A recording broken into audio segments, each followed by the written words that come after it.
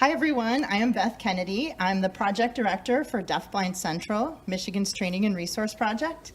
And I'm very pleased to have you all come today for this intervener training and networking opportunity. And I don't want to waste one more minute. I'm going to introduce our presenter. His name is Dr. Tim Hartshorne. He's internationally known in the Charge syndrome world and by many in the field of deafblindness. He's also a professor at Central Michigan University in school psychology. He runs a Charge syndrome lab for graduate students at CMU. And he happens to be the parent of a young man who has Charge syndrome. So he wears many hats, and I think you will find his presentation today very beneficial. Thank you. Tim. Thank you, Beth. I'm happy to see all of you here. There's probably not a topic that brings in people more than behavior. And I know people sign up for behavior workshops hoping that they will find the silver bullet that will solve all their behavioral issues. You never do. It gets discouraging, but you come back to another one. So I think we become addicted to going to behavioral trainings. I'm hoping that today I'll give you some ideas and some insights into the behavior and understanding the behavior of kids who are deafblind. A lot of my references will be to Charge syndrome, but since it's the leading cause of congenital deafblindness, that makes sense. So it's not totally different from deafblindness. So I think changed most of the words on the slides to deafblind from Charge from previous presentations, but it still is very much related to all the behaviors that we see in Charge syndrome, which can get very, very extreme. So we're looking at kind of extreme behavior here, which you can then take back to maybe less extreme behavior, but that depends on your child. So I call this making sense out of behavior. I struggled with the title for a while. So it's not going to tell you everything to do, but it will hopefully help you make sense out of the behavior that you do see. Why it matters, and this is a young girl actually from France, who was sitting with her sister, picking at her skin. You know, it matters because these kids are, and he's told me to get out of the way, and I'll try, but this is an awkward setup.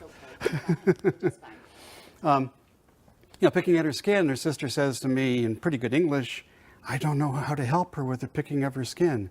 There's so many kids with some kind of severe behaviors or mild behaviors, but the problem is we don't like to see them really disturbing themselves with their own behavior. And so it's important for us to have some ideas as to how we might be able to get in there and intervene. This is the true author of every presentation I give. This is my son, Jacob. He's now 29. This is not that many years ago. But one of the interesting things is that Jacob has never developed severe, challenging behaviors. And I think it's because it's the first time in history that having parents who are both psychologists was a good thing. Because we actually, I mean that halfway seriously, because we have been able to, every time we saw something that might develop into a behavior, we're able to put our heads together and think about how we're going to work with this and make sure it doesn't develop. So now if you met Jacob, you might say, whoa, he's got some behaviors.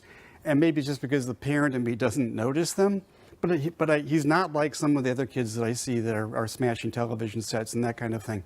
Okay, he's pretty laid back. But he has taught me everything I know about everything. I was a psychologist for a lot of years before Jacob was born. I'm trying to think, at least 11 years. And thought I knew a few things, but I didn't. He has really been the education and taught me everything I know. So that's weird, must be autistic, right? Our kids do weird things. Right, and painting yourself with finger paints, they're finger paints, not face paints, right? So that's weird. On the other hand, have you ever kind of thought, that'd be kind of fun to take the finger paints and paint my face? You don't do it because you're appropriate, but it doesn't mean you haven't wanted to. And speaking of weirdness, do you know anybody in your life who isn't kind of weird? Really? I don't. Maybe it's just the people I know, but everybody's a little bit strange, a little bit different, a little bit weird.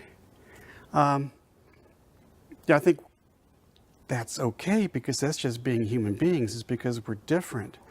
On the other hand, if you have a disability and then you show weird behavior, now you have a new diagnosis, like autism, but there are many others that you might get. And with Charge syndrome, I've seen just about everything in the Diagnostic and Statistical Manual applied to a kid with Charge syndrome, because we feel compelled to suddenly diagnose if they're acting weirdly, as opposed to just embracing the weirdness as just a part of being human. And as soon as we identify it as weird, then we want to rush in and change it, and then we start creating real difficulties for ourselves. So, there seems to be a presumption that behavior is weird, it must be part of a diagnosis. And autism, of course, is the most popular one. Any of you want to be diagnosed as autistic, I'd be happy to do that for you. I've already been watching your behaviors, all of you qualify, so it's not a problem. And then, by the way, you can get additional services, which is the big excuse I hear all the time. It's like, well, I know my kid's really not autistic, but if I get that diagnosis, suddenly we got more services, which of course is against the law. Services are based on need, not diagnosis, but nobody seems to know that. It must be part of a diagnosis. And also, the behavior can't have any meaning. It's just their weirdness, right? People do weird things just because they're weird, not because it's meaningful in any sort of way. And it's out of the child's control. They can't possibly stop it because they have a diagnosis. They're autistic, or they're OCD, or they're schizophrenic, for heaven's sake. But we're going to call them something, and then they can't help themselves. I don't think that's true. I think all behavior has a purpose, and I think all behavior is communication.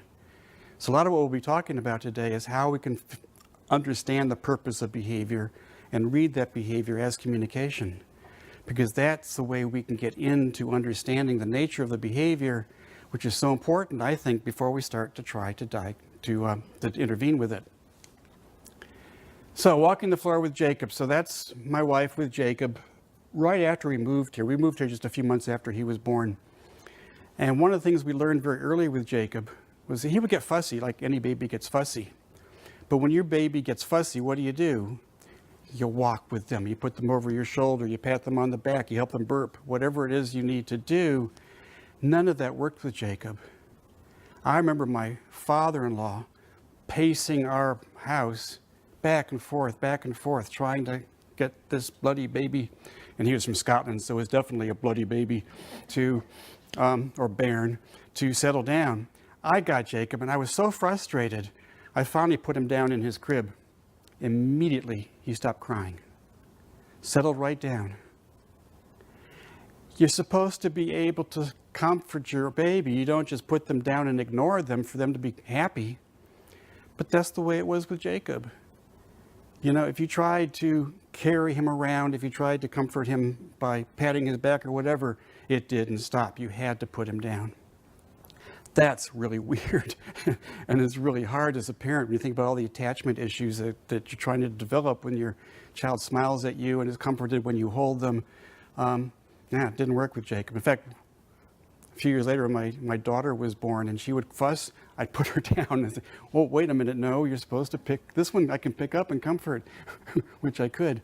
But it took me a while to kind of figure that out.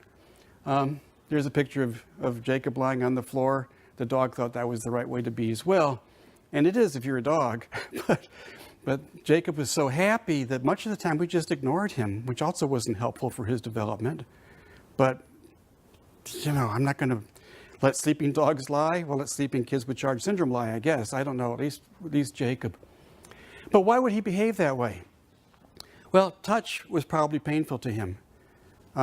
He did have tactile defensiveness, so that, touch was a problem. It gives you all that tingly and actually sometimes painful feeling, particularly in certain parts of your body, your palms of your hands, bottom of your feet, but it can be in other parts of the body. So that was probably part of it.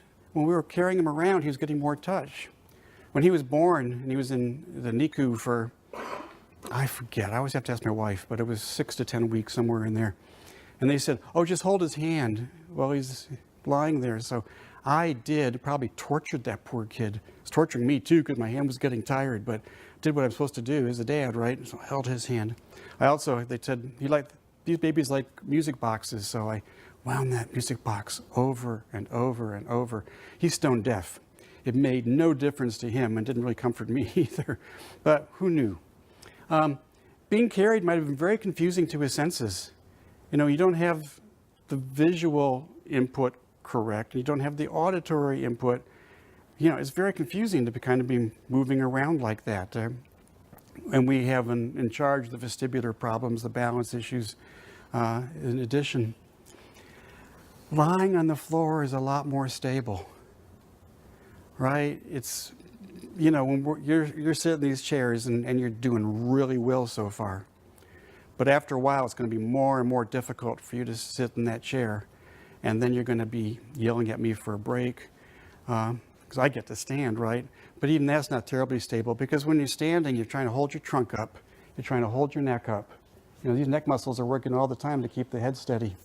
When you're prone on the floor, you can relax. That's why we don't go to sleep standing up, right? And this was his preference. Perhaps it was just his preference. But there are lots, I don't know. Of course, he's non-vocal. I can't ask him, Jacob, why did you like to lie down instead of being carried? Can't ask him that. But these are my best guesses as to why he didn't like it. But we had no idea at the time, of course. I think we were just kind of sad that we could not comfort him like you would a regular kid. So it took us a while to figure it out. And it is hard not to know how to comfort your child.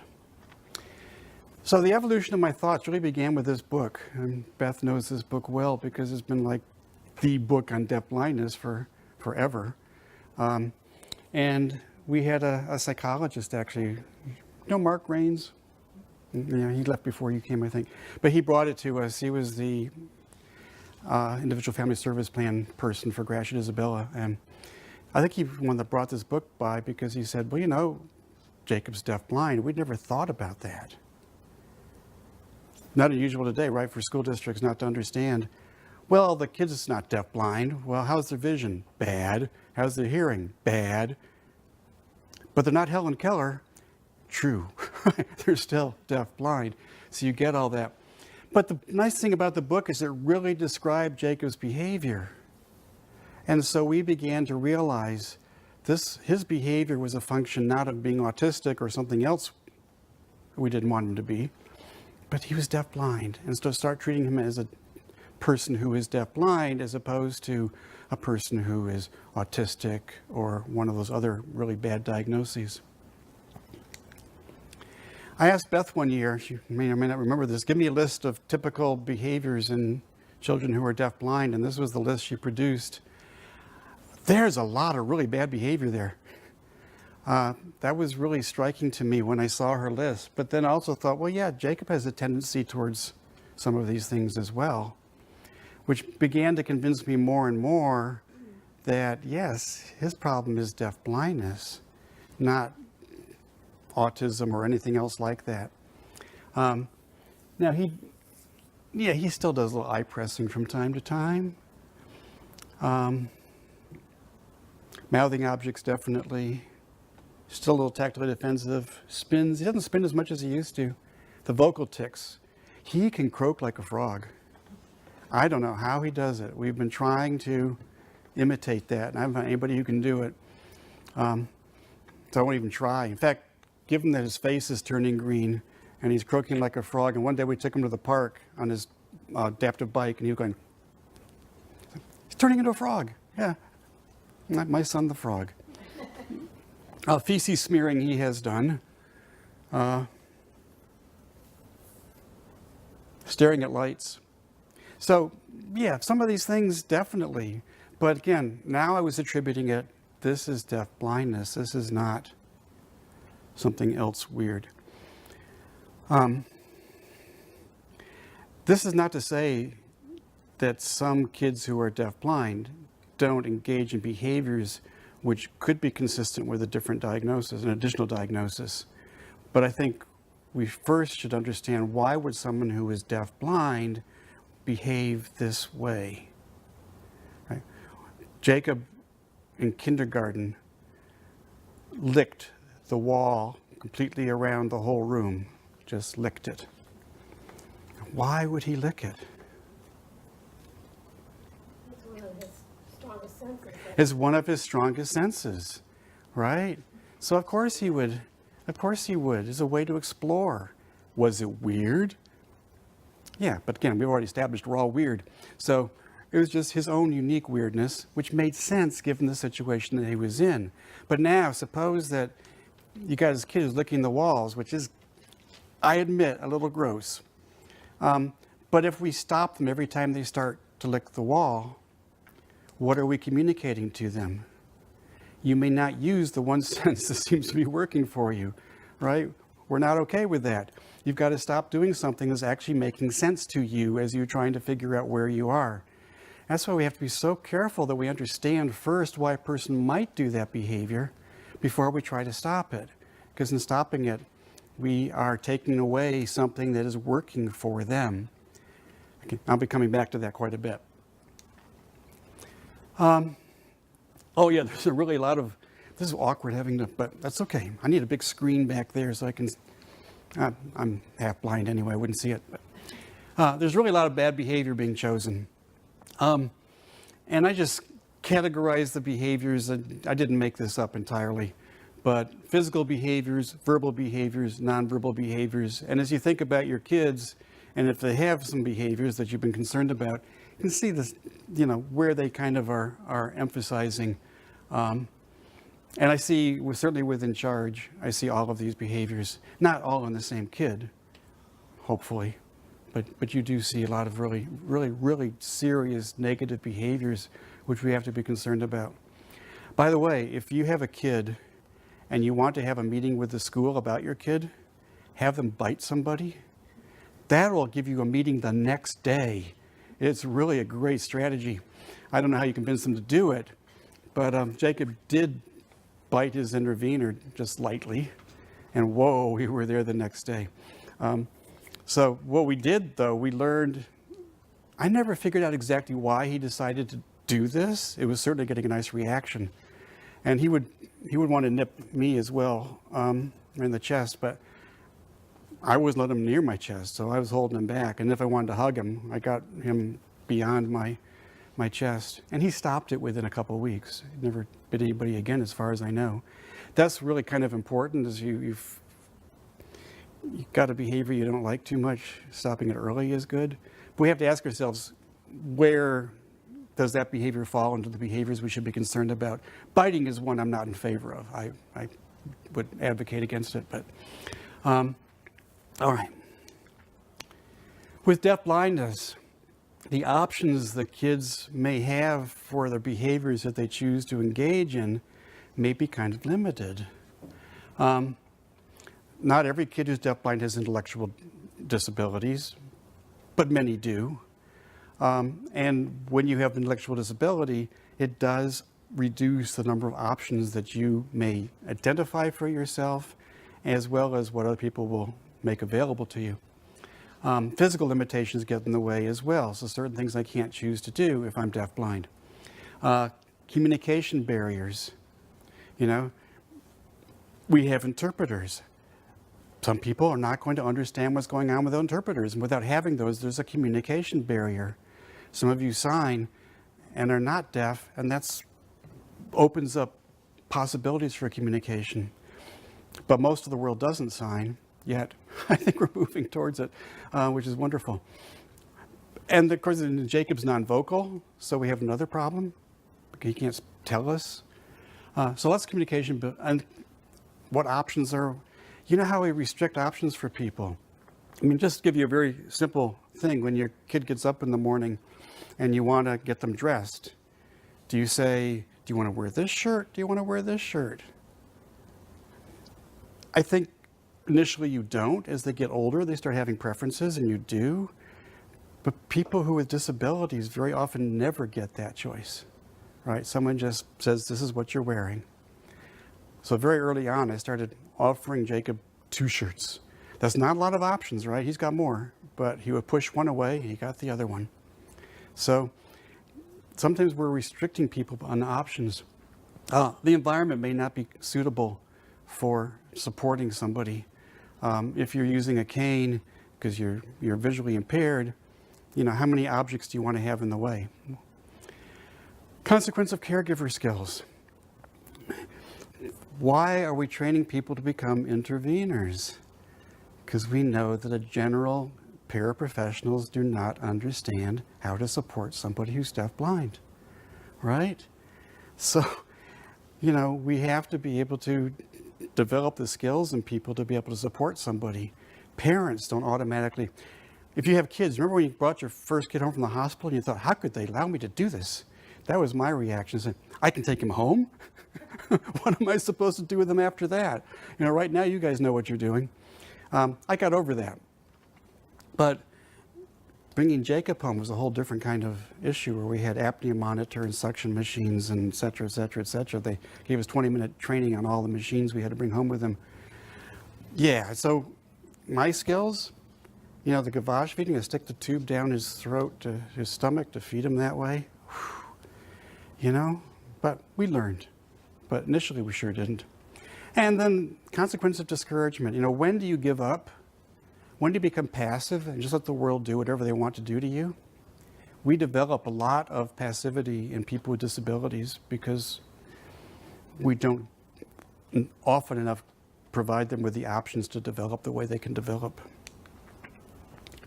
So what's the difference? Behavior is learned, behavior is chosen.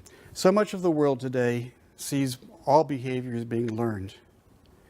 I see all behavior as being chosen. I'm not denying that behavior gets learned, but I think we choose the behaviors that we engage in. And if you think of it that way, then you begin to see that there's a reason for why a person might behave the way they do. So here's a kid looking at his iPad. Now, most of you who have an iPad do not look at it that way, right? Through the legs, I think, is clever. That's an interesting position to be in. At least he's got a cushion behind him. Do you think his parents taught him that? I don't think so. So it's not a matter of having been conditioned and learned. It's a matter that he chose this. Why in the world would anybody choose to look at the iPad that way? There are actually some pretty good reasons, and we'll come back to those. But it changes things. We look at the behavior as chosen. Is that weird? Sure, it's weird, but I've already said embrace the weirdness. We just have to think about why that would work for him. What problem is he dealing with?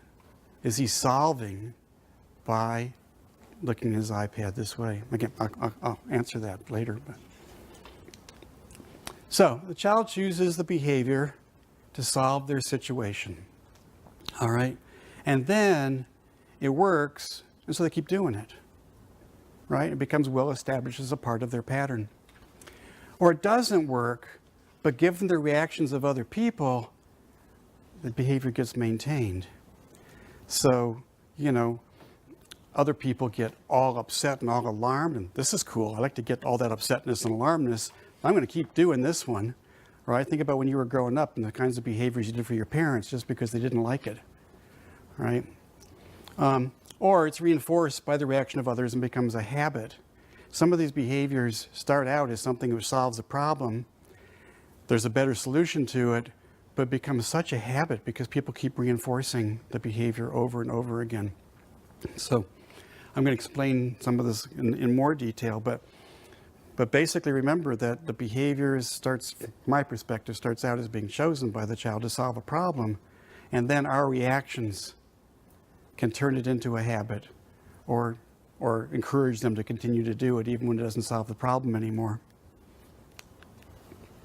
So you remember all your behavior stuff of classical conditioning versus operant conditioning. And classical conditioning goes back to Pavlov and the dog. And, so the dog is hungry. You present it with some food powder. As the dog's salivating, you get the food powder, you ring a bell at the same time, and the dog salivates with ringing a bell, right? So I'm going to give you some more pertinent example. The example here is not too bad. The sight of pills is neutral. Pill gives you a stomach ache, so the sight of pills gives you a stomach ache. right? The more operant conditioning is just reinforcement. So, Terrell smiles, the father picks him up, Terrell keeps smiling, right? So, learning bad behavior is one. Person has bad gas pains. This is classical conditioning. Bad gas pains, they bite their fingers. The parent hugs them when they have gas, and so when the parent hugs them, they bite their fingers. It just becomes conditioned to the hug, because the hug happens at the same time they have bad gas pains, and they're biting their fingers, so every time they get a hug, they bite their fingers. Why is my kid biting their fingers? Every time I pick them up, they bite their fingers. It's a habit. It can be learned this way, absolutely. But we'll go back to, why do the kids choose to bite their fingers to begin with? And we can think of all sorts of possible answers to that, such as it masks the pain of the gas, is one possibility. Bad behaviors two, a person bites their fingers, the parents hug them, the person bites their fingers more, just because they've been reinforced by the hugs to continue to bite their fingers. So these explanations are accurate and true, but I think they bypass the initial question as to why in the world would the kid choose to bite their fingers. And then, are we really the same? Since, all this stuff on conditioning came from studies of laboratory rats, and most of us are really not rats, even though we act like rats sometimes. So, but why bite fingers? There are many things we can do when we have gas, and biting your fingers is only one of them. I suspect that most of us don't bite our fingers, but you might try it. So why was biting fingers chosen? Beyond being conditioned and beyond being reinforced, as I just described, it was chosen because at some level it solves a problem. This is where it's really fun when you start getting into trying to figure out what the problem is in kids' behavior, as opposed to how do we stop it. The first thing most people think about is how do we stop it, as opposed to I wonder why they did it.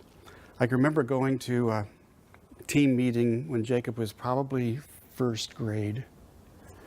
And they said, it could have been kindergarten. Anyway, they said, we got to stop that new behavior. I said, oh no, what new behavior? He sticks his arm out and wiggles his fingers. I thought, oh no, how are we going to stop him from doing that? It's obviously bothering everybody. The deaf-blind consultant, it was the days before we had the project here, happened to be there at the meeting, and she said, oh, he's doing that. That's amazing. Now he's discovered that he can get some visual stimulation away from his body by sticking his arm out. This is terrific. I wanted to hug her so badly because suddenly we had an explanation. He chose it because it's now interesting. Everything being up here is great, but wow, I can do something out here as well. But the first thing that everybody said was, how do we stop it? That should never be our first question. Our first question should be, why would they choose that? What problem does it solve? All behavior has a purpose. If you understand the purpose of the behavior, it makes sense. We'll give you some examples, but when it's confusing, it's because you don't know the purpose. We don't know what problem it's trying to solve. If I bite my fingers, it masks the pain in my gut. If I bite my fingers, maybe somebody will help me, right? I don't know, because we don't know this kid who's biting their fingers, but we have to figure that part out. Okay, chosen behavior can become a habit based on what happens next. This is Jacob at Halloween dressed up as the old man from Up, and with one of his caregivers at his house. Jacob lives in his own house next door to us with 24/7 care. So I'll give you some examples. And the first one is balloons. That's the only reason I showed it. It's nothing to do with Jacob, but I got a picture of Jacob with balloons. I'll show that. So there was this kid from a state south of Michigan, 2 states south, so probably Kentucky. Anyway, I never tell where. But they couldn't take him out anymore, basically, because he would have a fuss. I mean, really bad meltdown, temper tantrum, really, in his case. So they just couldn't take him out anymore. And one of the big problems was that when they go to Walmart had a balloon stand. Because the first time they were there and he was looking at the balloons, and, oh, would you like one? And so they bought him a balloon. Well, then he went back. He wanted not just one balloon, he wanted all the balloons, right? And so they bought him all the balloons. And then every time they went to Walmart, he would make a beeline for the balloon stand, and he would stand there and make a loud, big fuss until they bought him all the balloons. This isn't unusual. I knew a kid who had 14 vacuum cleaners, I think it was. Because, again, make a big fuss. I want that vacuum cleaner. I'd rather do the balloons, by the way, than the vacuum cleaners. It's harder to store the vacuum cleaners, for one thing. But yeah, so they were creating a monster. And I said, well, what did he choose, Tim? So what was the problem he was trying to solve? Well, curiosity, man, that balloon looks really great. And so you get him the balloon, and that's fine. But there's also this tendency to think that if the kid's got disabilities, we can't really tell them no. I'm talking to a family not that long ago at a conference and describing all the behavior their kid was doing. I said, do you guys ever say no? And they looked at each other. That's a problem we have. Well, that's why you're going to continue to have these behavioral issues, because at some point we have to dare to discipline. But in this case, the balloon thing became a habit because it was so reinforced. And not only was the balloon reinforced, so was the temper tantrum. Because the kid's standing there having this big temper tantrum, and it then gets the balloons after a bit. So yeah, that was a disaster. Which, by the way, wasn't that hard to deal with. But that's a whole another story. If we get some time, I can tell you how we dealt with it. But but again, initially the kid was just choosing a balloon, which is fine, and it's fine to have a collection of balloons at home and every once in a while blow one up for them. Terrific. Breaking TVs. I've known several kids with charge who that seemed to be their forte. They would smash the TV in the living room, and the parents would go out and buy a new TV, right? And the kids would smash that one, and they go out and buy a third TV, and I don't know who was reinforcing whom, but that was a little silly. So why would they choose to do that? Now, if you're getting upset because of overstimulation or whatever, what's one thing in the room that will provide you with lots of stimulation? That's the bloody TV. It's visual stuff. They change the scene in a TV at least every 15 seconds. It's something they determined something like 20 years ago, that you can't just have long scenes. People get bored, so you have to keep changing it. So it's lots of light flickering and changing, as well as the sound. Whatever the kid's able to detect there, it probably increases the level of over-arousal, which is going on in them for whatever other reason. And so getting rid of the thing that's most annoying them makes a certain amount of sense. But what kind of reaction do you get from that? That can be magnificent, because everybody's terribly upset. You get a whole new TV in the process. And so it can become reinforced, become a habit. It's not on here, is it? Fire alarms. This one kid I know, and it's been for years now, if he sees a fire alarm, he has to go over and pull it. And for a while there, had 2 people walking with him in school wherever he went, because they want to keep him from the fire alarms. And I just saw a behavior report recently from him, and he's in his late 20s now. And one of the things in the report was how to keep John from pulling fire alarms. Still doing it. It's a well-established habit. He doesn't have to think about it. He sees a fire alarm now and he pulls it. Why did he choose that to begin with? Really interesting thing to do. It's a lever. That's kind of fun. And actually probably could hear the sound from it, which is also fun. And you have everybody running up and down the hallways. It's magnificent. Do it. Try it sometime. You'll just not in this building, please. Feces smearing, not one of my favorites at all. It's really disgusting. But kids with charge syndrome don't have a sense of smell typically. It's rarely that they would have much of a sense of smell at all. So that's not going to bother them very much. It's kind of like the finger paints. It's kind of fun to. Plus, it solves the problem back here where you've got some stuff that's coming out, is kind of gross, and you don't know what to do with it. So getting rid of it that way, you don't know why you have to put it on every wall in the house, but you're moving around. So there's a problem to be solved. And again, one of the things that we learned when Jacob was doing feces smearing was what's the first thing you want to do is you want to clean the kid up, right? So they can't put any more anywhere. Then you can clean the house. But the railing, But you can stick him in the bathtub. Now, Jacob loves baths. So it wouldn't be hard for him to figure out, you know, I'd really like to have a bath right now. Smear, right? So we realized that he hates showers. So after feces smearing, he got a shower, not a bath. That made him really grumpy, but tough, right? You're getting a shower, guy. We're not reinforcing the feces smearing. Also, things we did is we got finger paints, we got clay, we got shaving cream, stuff that he could play with to get the sensory input he might have been wanting from they got from the feces. He can smear it on his face and all that stuff, and none of us really cares. So you look at alternatives.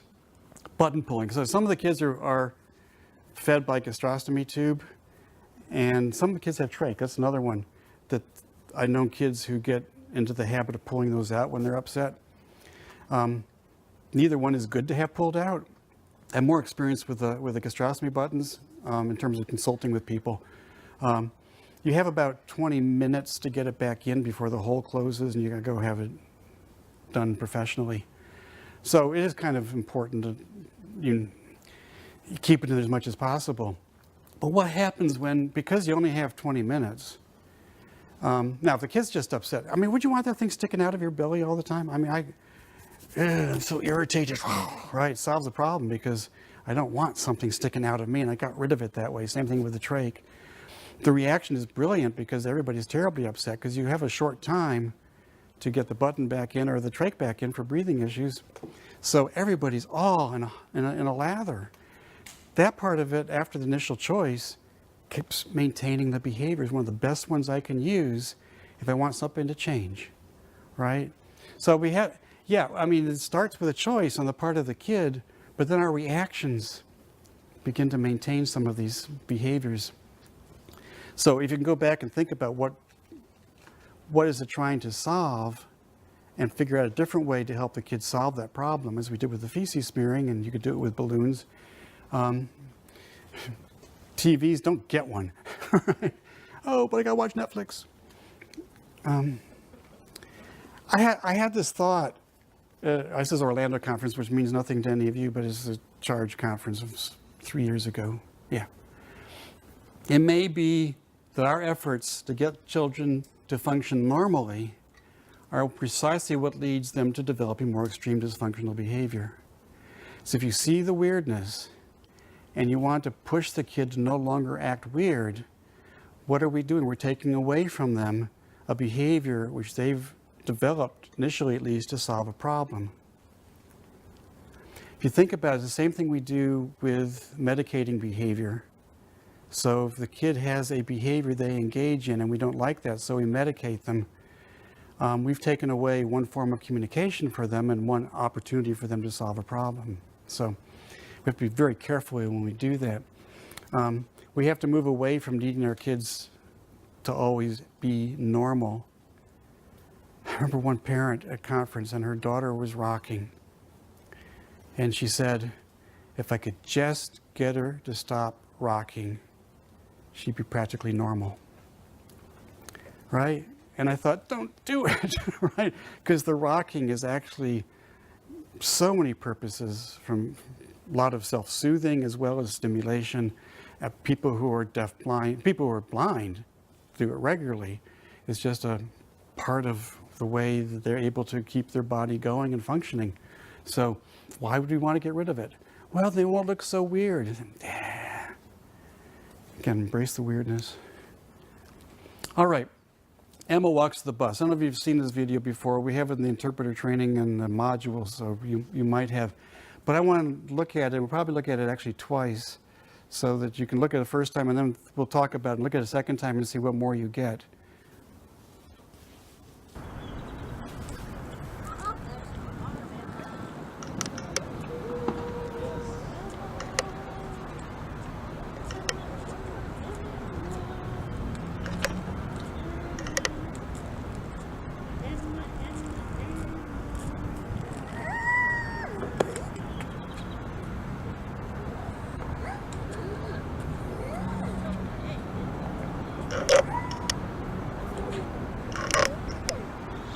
Okay, before I look at it again, what do you think? What's going on there? Why is Emma losing it? Oh, we got a mic too. I can answer. I can repeat what you say too as well. What do you think? Yeah. She doesn't know where she is in space. Okay, it's a strong possibility she doesn't know where she is. She might. Oh, sorry. I can't hear people. So, yeah, Brenda. The caregiver may be too close, maybe touching you too much. It's a really weird posture. Look at again. Look at how she's holding up Emma. I think it's a she. I'm not quite sure, but she's got her arm kind of weirdly around her, and the caregiver's holding the cane for right here at the end. I mean, it's. I would be very uncomfortable if I were in that situation. What else? When she pushes her away. When she pushed herself away, yeah, is Emma saying, "Get away from me"? It's quite possible. I'll stand over here, get the light in my eye. What else do you think? Yeah. I'm wondering if the sensation of the pavement, if it's going downhill or. maybe Yeah, it's- there seems to be a little bit of a curve in the sidewalk. I noticed my student, when we're learning to walk outside more and independent, and what seems very slight to me feels to him like a mountain, or, I mean, he can really feel the incline and the decline, and it makes him very anxious. Yeah, good possibility. What else? Yeah. Maybe she doesn't want to go home on the bus. Yeah, maybe she doesn't, or whether she's going home or whether she's going to class, I'm not sure which it is. But yeah, maybe she doesn't want to go there at all. And so she's already kind of upset as the beginning of the video because she doesn't want to go there. Anything else? Let's look at it a second time and then see if you see anything else.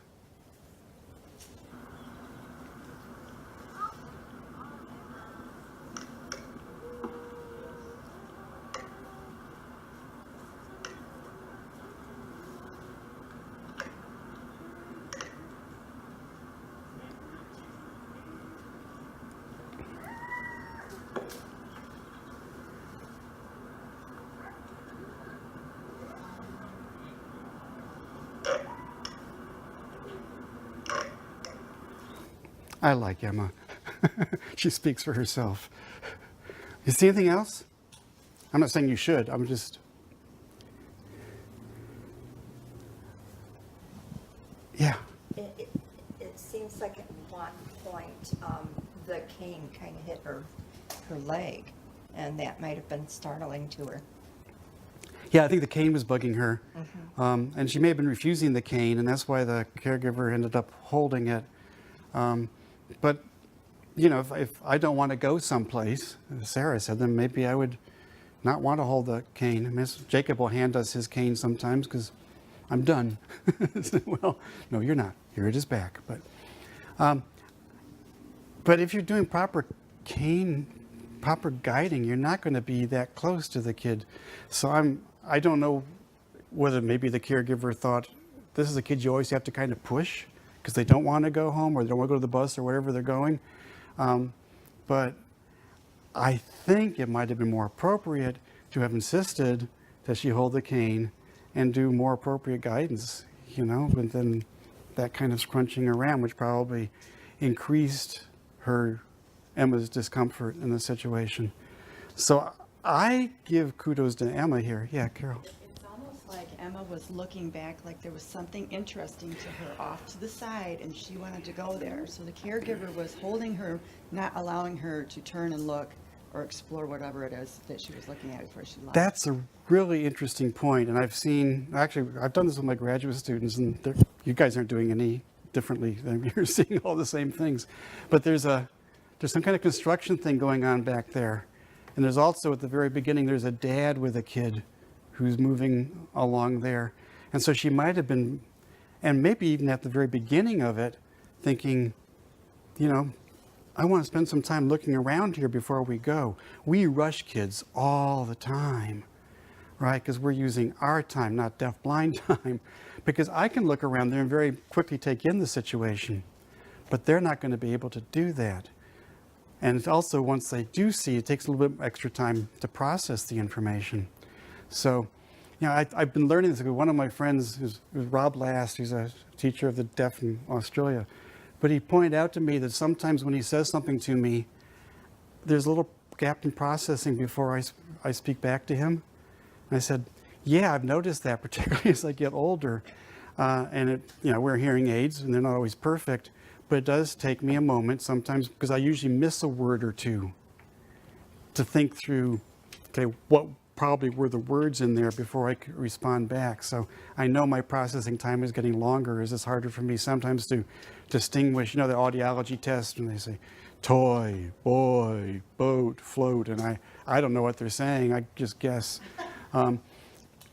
So she may have needed that extra time. So that's a really good observation. All right, let's see, I can do this one, can't I? So understand the behavior first. There's Jacob. Now, see, that's as serious as his behaviors get. Not too bad. But what's going on there? One thing, those are not his sunglasses, all right? His caregiver probably had her laying on a bench next to the chair, and he loves to put other people's glasses on. Much prefers theirs to his own. He's sitting on a chair by the front door, which you don't know that, but he's getting ready to go somewhere with his jacket on. He's got his fingers pressed together. If you press your fingers together like that, just give that a try. And press really hard. Do you notice that you can feel your fingers, you feel your wrists, you can feel your elbows, you can feel your shoulders. It even go up into your neck a little bit. That's great proprioceptive feedback.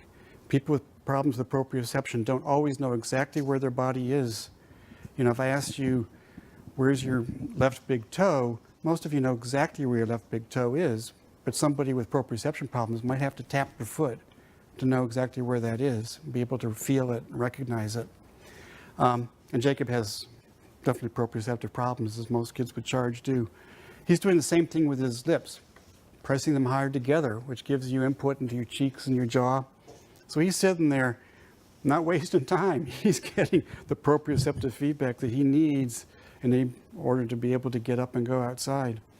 So if you understand that, and it makes sense to you, then it's not all that weird. But he passes a lot of the time anyway. You're just sitting there. It's okay.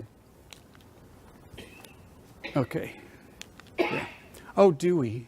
So we're going to talk about behavior. See what you think the purpose of this behavior is. Yep.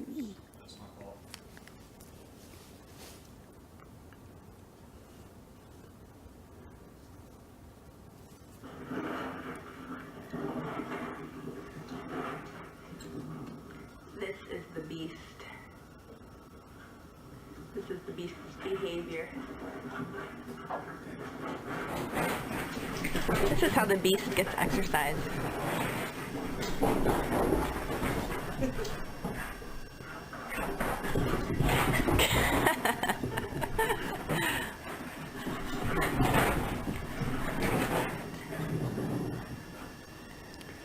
It's fine when a dog does this, but don't let your kids do it, right? Here he comes. Dewey. Dewey. Dewey, what's wrong with you? What's wrong with you?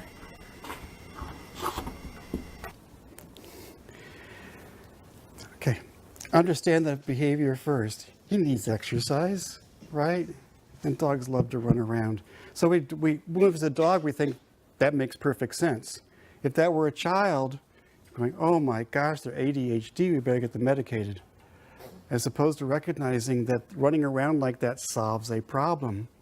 I would be not at all surprised if at least one of you weren't sitting here thinking, I wish I could get up and run around right now. You're not going to do it. You're way too appropriate.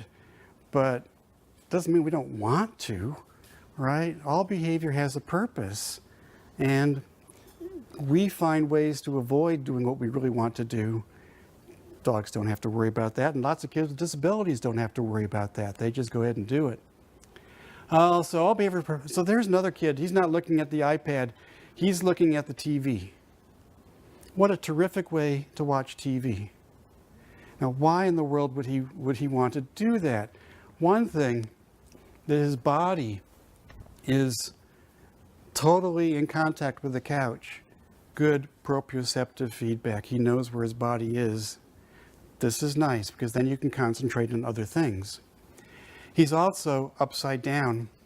Talked about before about how much we work to keep our head upright. When you're hanging upside down, not a problem. Your head is stabilized.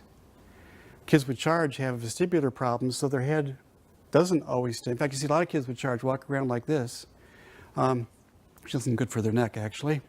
But this way, this is perfect because his head is stable.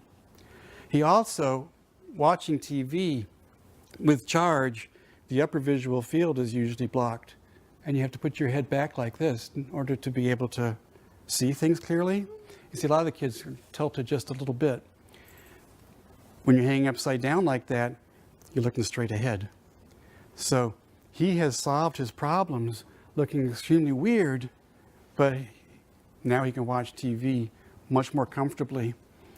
For a while, I mean, blood still goes into their head, but all right, I'll give him that. These are kids with charge syndrome, and you know, I actually emailed the Facebook page and said, do you have pictures of your kid hanging upside down? And by next day I had like 85 of them, and they can keep coming. It's a very, very common behavior in charge because of the vestibular problems and the visual problems. They solve their issues like this. He's not just goofing off. This is the way that he can stabilize himself. Some other things that influence our choices. Pain is huge. Always consider pain first when you're trying to figure out a behavior. Anxiety over the unknown is really big. And then our sensory systems. And I'll look at these here. Oh, Jacob's ear.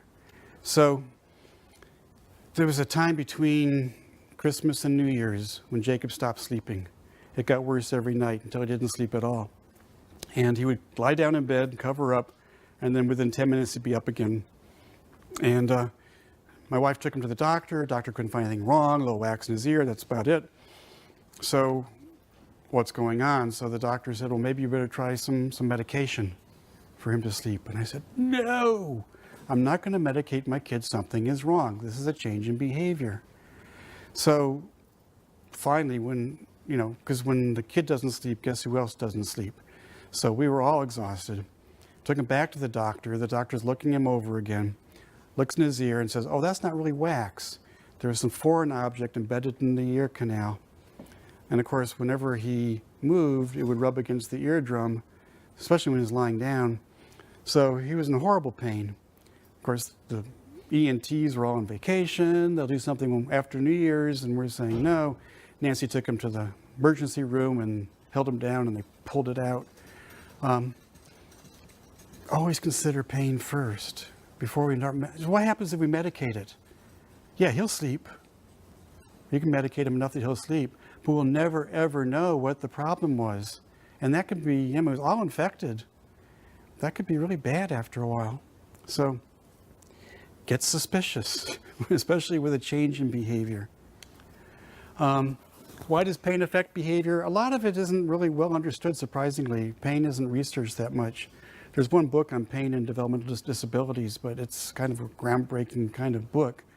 But the thing is that it's probably not the fact that you're not feeling well, it's pain that causes it.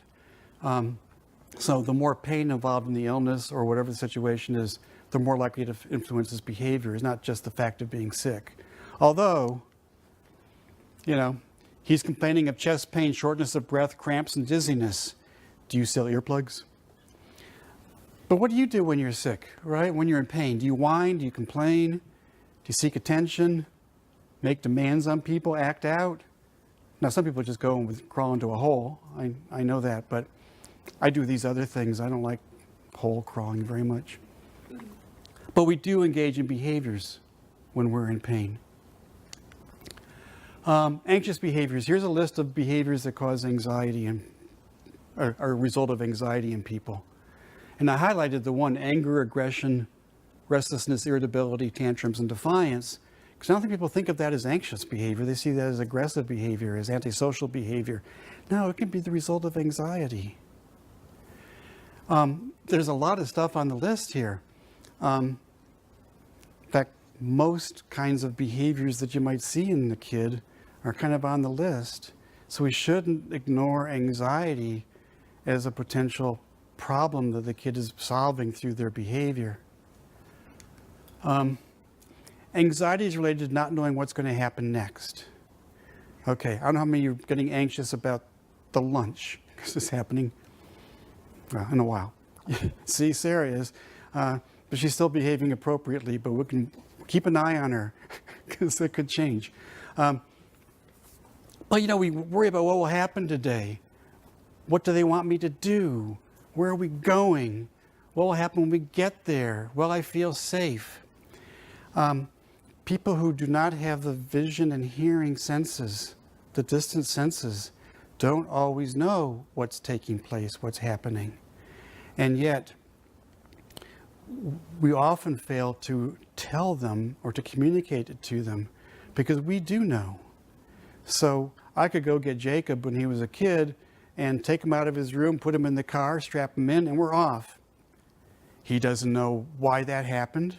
He doesn't know where we're going. Doesn't know how long it will take.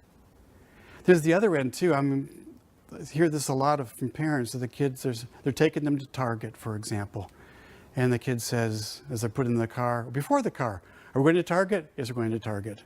Get the coat on. "Are we going to Target?" "Yes, we're going to Target." Get in the car. "Are we going to Target?" "Yes, we're going to Target." Drive a little bit. "Are we going to Target?" "Yes." "Why do you keep asking me this? I told you we're going to Target." It's because they don't believe you ever? Maybe, but it can also be because they're just anxious about what's going to be happening between here and Target. And will I actually finally get to Target? And then if the parent makes a mistake and does an errand between there and Target, then they really lose it. So the world doesn't always make sense and can be totally unpredictable when you don't have those senses. Sensory systems. There they are. I mean, some people add pain as one of the sensory systems. And you know this because you've got some training. Jess is not, why do we not call it deaf and blind? Hear that a lot. We do not call it deaf and blind because it's not additive. This multiplies the impact on the child or any individual to lose both senses. When you're growing up, you think, would you rather be deaf or blind? And you didn't want either, but you chose one of them, right? But you never tease each other, do you want to be deaf and blind? Yeah, cool. No, because that's devastating, and it is devastating. When the brain just sits there, without the senses, the brain can't do anything. The brain is totally reliant on the senses to be able to help you behave in the world. In charge, all of the senses can be screwed up. I don't know enough about all the different kinds of conditions that enjoy. People say, what other conditions do you know besides charge? I said, just charge.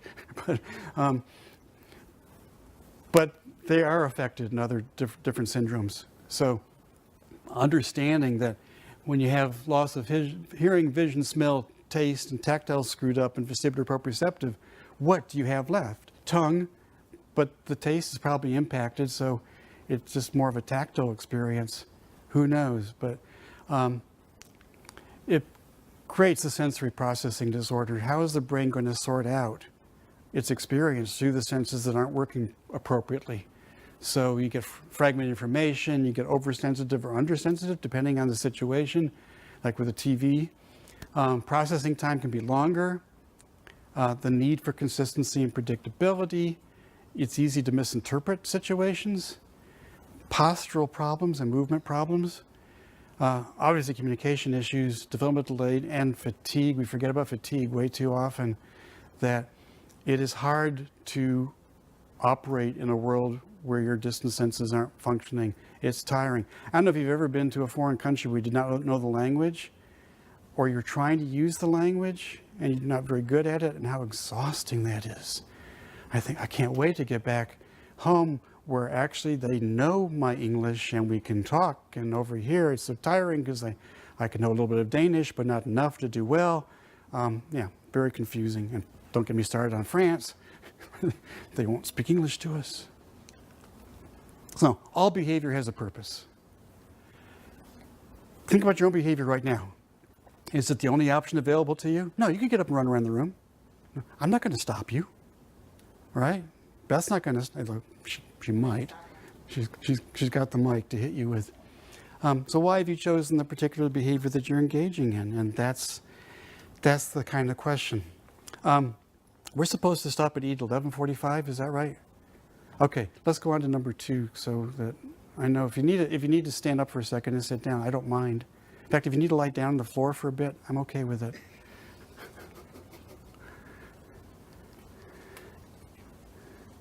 If you want to hang upside down, just try it.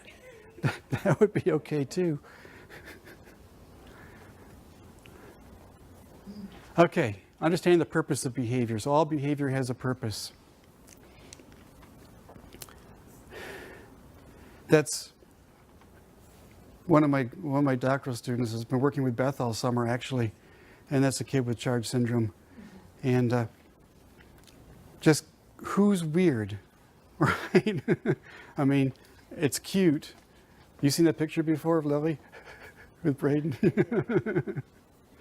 So what's required is you have to have a belief that the behavior can make sense. I can figure this out. If you don't think you can do that, then you're not going to be able to follow the kinds of things I'm talking about, because it's all premised on the idea that behavior can make sense. It requires close observation. You have to be able. When I showed you the picture of Jacob doing the squeezing stuff, I didn't get that until my friend David Brown explained it to me. He's much better observer than I am, sees things that I miss. But I'm working on it. So don't feel bad if it doesn't make sense at first, but we do have to observe. We have to open up our eyes and try to see what they're doing. And what I do is I put myself in their situation and ask myself, would I ever behave that way? And way too often the answer is yes, I probably would. Okay, this is actually, I mentioned David Brown, who's an expert on deafblindness and Charge. Put this together one time for our training module on behavior. And you have this as a handout, and you've got much more detail in your handout than's here. But he put the seriousness of behavior into a hierarchy. So the first thing is this a behavior that just bugs you personally, so that it can be accepted and ignored. You know, Jacob doing this thing out here, that might bug somebody, but you have to be hot and bothered about it. You know, she just stood up. I can ignore that. I already gave permission. So even if, and that doesn't bug me, but even if it did, come on, get over it. Certain things aren't worth bothering them. And there's some behaviors, number 2, that actually seem to help the kid help the kid to function. And so I can ignore it. Now, what people will put in the different categories varies, and we're going to look at that in a moment, but so I'll come back to it. 3 is the behavior that seems to help the child to function, but should be reduced or replaced by something else. You know, it's not really a great one for them to do, and it gets in the way, and so let's reduce that one. 4, is it a behavior that is undesirable, needs to be reduced, replaced fairly quickly? Or 5, is it needs to be prevented immediately? So also in your handouts, you should have something like this. It looks like a list of behaviors. So, for example, Jane bangs her head against the side of the bathtub when taking a bath. Okay? Taking a bath, banging her head. Where would you put it? How many of you would put it as a 5? It needs to be dealt with immediately. How many is a 4? Should be reduced fairly quickly. Anybody a 3, 2, or 1? You're not getting your hands up here, people. You can debate that one quite reasonably. Head banging I don't like, so for me is more of a 5. It's I would think a 5 also. Yes, I think it should be a 5. Alan flaps his arms and hands wildly when he's excited. that a 5? 4, 3, 2, 1. For me, it's a 1, but I just have no problems with it whatsoever. But I can see, and especially in the situation you're in, there may be a time when we really need to eliminate this one. I think it'd be a very hard one to eliminate because I think it is helping them to function. Megan sticks her hands in her food at some meals. Just sticks her hands in her. Jacob actually does this when he's upset. But 5, 4, 3, 2, 1. Maybe a 3. I'm okay with a 3. There's no way to really say what this have to be. You know, that's kind of the interesting part of it. And certain things will affect us differently. You know, head banging is something that is really can become so serious. Jacob did, especially in the bathtub, he kind of knocked his head. Whoa, no, we're getting out of the bathtub right now. We're going to do something else. He never got established because I did not want that to be in his repertoire. That's just not one that's okay with me at all. Oh, here's Braden. That's a video. Andrew, do you?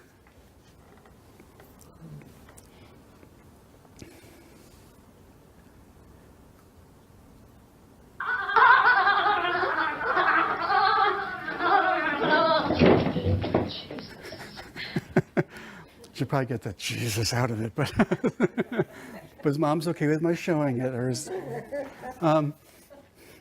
So what's he doing there? Why would he be doing that? Any guesses? Yeah. He might be positive. He might be just so excited about something that he just short circuits. Yeah, could well be. One of you have a? To me, it seemed like he was excited. He didn't appear to have like a negative facial expression on his face. Doesn't seem to be terribly upset. He's frustrated. You know, he's just clapping his hands. Right. It could be frustration. We don't know, of course, but I have to believe it has a purpose. It has a reason, and you're all giving really good reasons for it. He's been developing some tics. I think mostly facial tics. I can't remember. Is it? Yeah. And he gets kind of the heebie-jeebies. And this is the way that he learns he's figured out to relax. So he doesn't have to do it. And if his mom says don't do it, he won't do it. Sometimes she says maybe you need to do it, and then he does it. So for her, it's a behavior which is just fine because she knows it helps him. It brings down the adrenaline a bit so that he can be more settled. So all behavior has a purpose. It's not random, it's chosen. It chose it for a reason. The choice is not always made consciously. Sometimes we just do things. Even bad or challenging behavior can have a goal. Some goals are socially based, like attention, I need to be noticed. Power, I need to be the boss and get what I want. Revenge, I need to get back at others for hurting me. Or being left alone, it's safer to be ignored. Some goals are internally based and can include sensory. I need to gain or reduce sensory stimulation. So if that's not so socially based, it's not having to do with anybody out there, it's just within me, I need to do that. Kind of the sentences that they're completing is, in order to function, I will, or in order to function, I must. They engage in behaviors because it helps them to function in some way.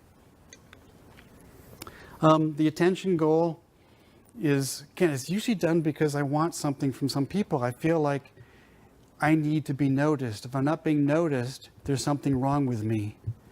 So I only count, I'm only significant or important when I'm being noticed. May choose or seek positive attention, but can also be negative attention. If you won't notice me when I'm doing good, I was observing a first grade classroom and the teacher was concerned about one particular kid. I think it was a boy now I think about it. And so I was in the classroom just to observe him, but also the whole class. And the teacher was working with some kids up front on reading or something, and he was supposed to be doing work at his desk. He raised his hand, right? Teacher did not see him, right? So He kept up there for a while, went back down and went back up. And finally, he got out of his desk and started walking towards the door. Then the teacher noticed him. Where do you think you're going? I have to go to the bathroom. Oh, all right. But you see, the problem was in terms of attention. If I'm not being noticed, I'm going to have to take it to the next stage, which was actually quite appropriate. I can't get her attention to give me permission to go to the bathroom. I really got to go. I'm going to take care of things. But that's, of course, when you get a reaction which is punitive, then it tells you, well, I guess the only way I can get attention is by doing bad things, because I'm not noticed when I'm doing good things. So trying to figure out why attention is so important to the person, and is there an option for attention which isn't tied into a demand, but we all want attention from time to time. Power. We all want to be important, but sometimes it seems like the only choice we have is to become more powerful than other people. And we get into power struggles. So you're trying to get this person to do it, and they're resisting, right? And no matter what you do, it's kind of like the kid's acting up in class, and you say, you stop that, the kid doesn't stop it. You go to the back of the room, the kid doesn't move. I'm sending you to the office, the kid just sits there. It gets escalating into a big power struggle.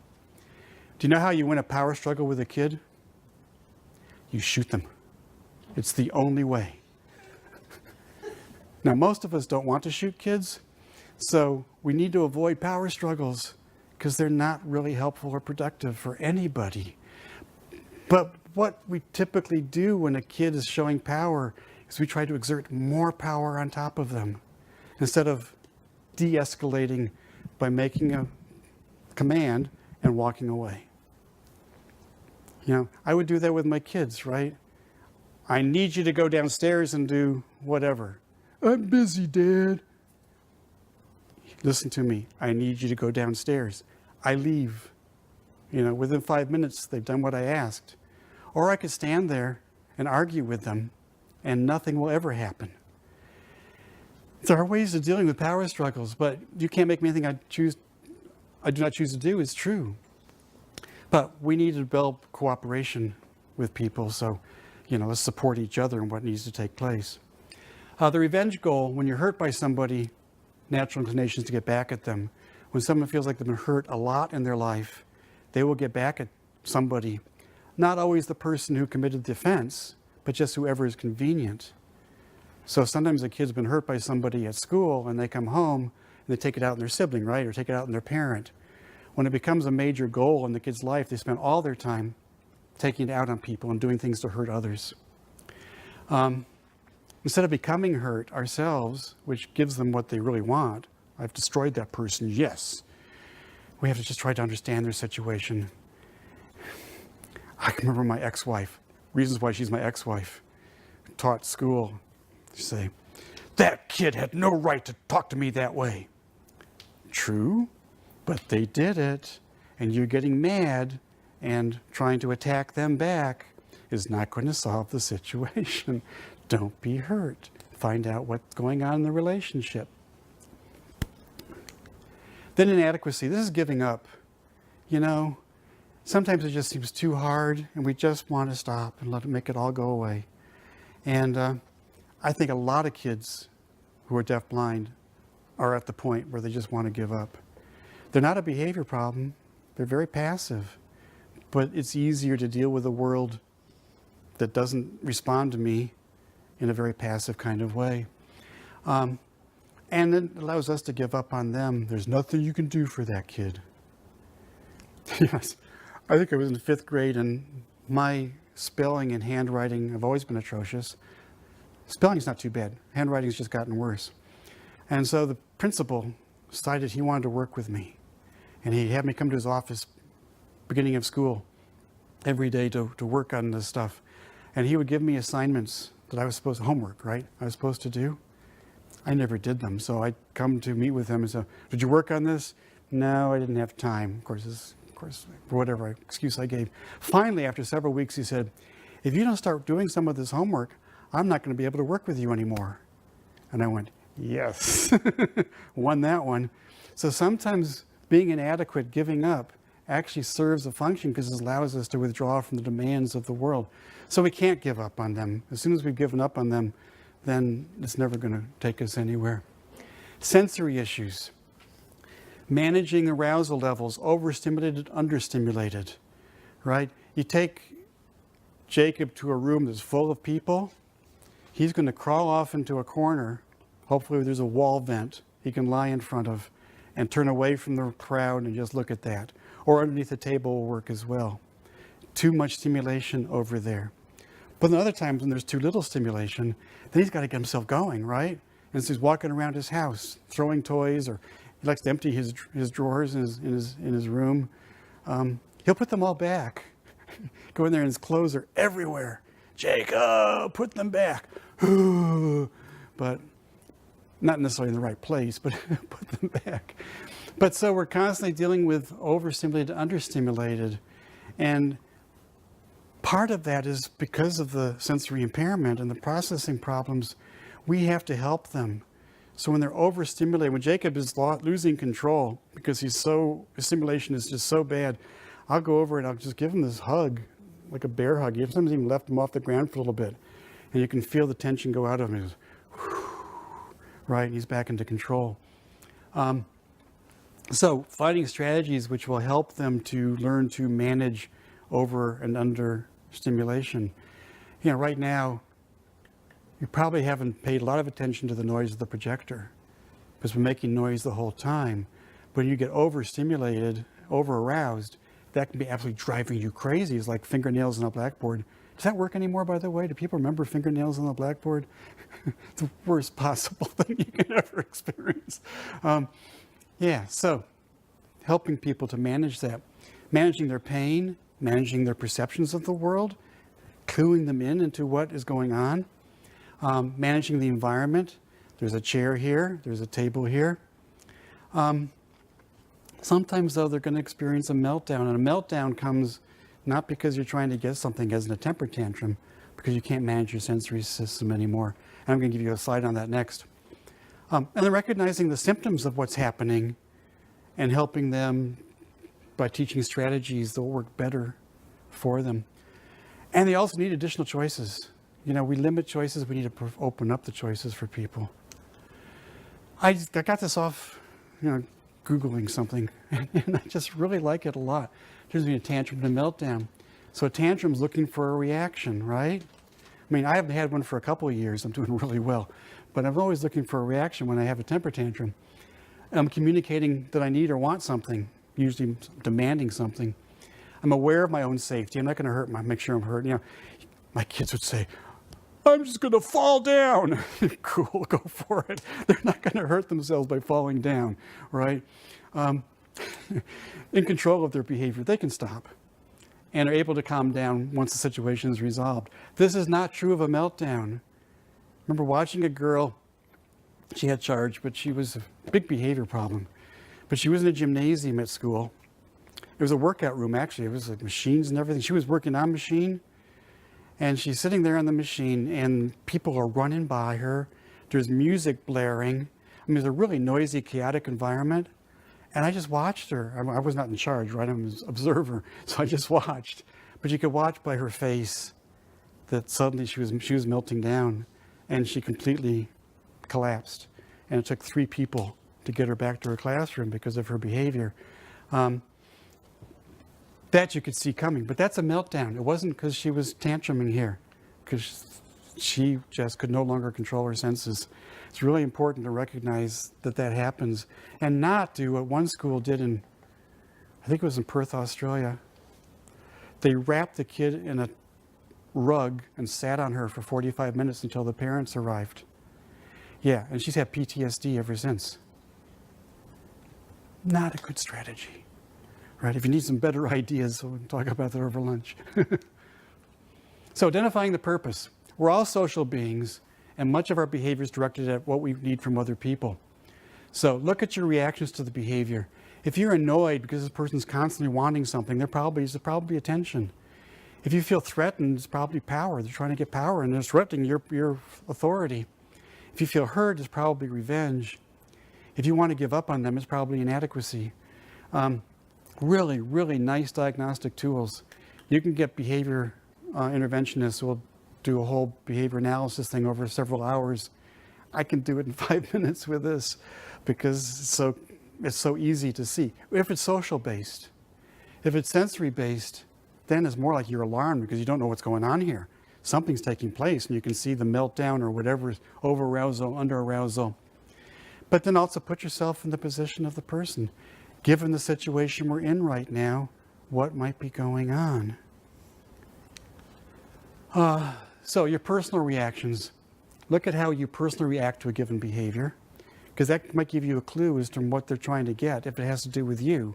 And since you're going to be the most closely associated with that kid for 8 hours a day, it probably will be often related to you and what they want from you or need from you. Be conscious of how you're trying to stop or change the behavior, because it may or may not be what you really need. Ask yourself, what am I giving the child as you react to the behavior? Because what you're giving them may be what they're seeking through their behavior. You can then guess the function of the behavior based on what the child is receiving from your reaction. Yeah, and you may need to look beyond the surface of the behavior to understand what's going on below that. Thinking about arousal levels is really a useful way to do it. Are they over-aroused, under-aroused? What has changed in their environment right now? We'll look at the environment after lunch. But what's changed is a really useful tool for thinking about what's going on with the behavior. I had parents email me about their kids' behavior was really, really bad. And it only started a few months before. And I said, what happened a few months before? They said, nothing. And I said, well, anything at all? And they said, well, we went on vacation. And I emailed back and I said, so she must have really enjoyed the vacation. And they emailed back and said, no, it was hell for her. All right, this is not rocket science. I don't know what it was about the vacation, but it was hell for her. These behaviors are related to that. Okay, so look beyond the surface to determine the function of the behavior. Okay, Jessica, what time did I say I was going to stop? 11:45. Cool, I can do this. So Jessica, one of my favorite examples ever, and I took out the whole video of her, 10-minute video of her, but oh well, I'll show you pictures. Jessica will only sit in her chair for about 10 minutes at school before she wants to get down. That may be true of many of us. When she told she must stay in her chair longer, she tantrums. Okay, and that's tantrum. That's not a meltdown at that point. It can become a meltdown. But one day she scratched her intervener and then flung herself from the chair, ran to the corner where she lay down on the floor. Okay, this is not necessarily a good situation, right? But let's go back to the beginning. We know she will only sit in her chair for about 10 minutes.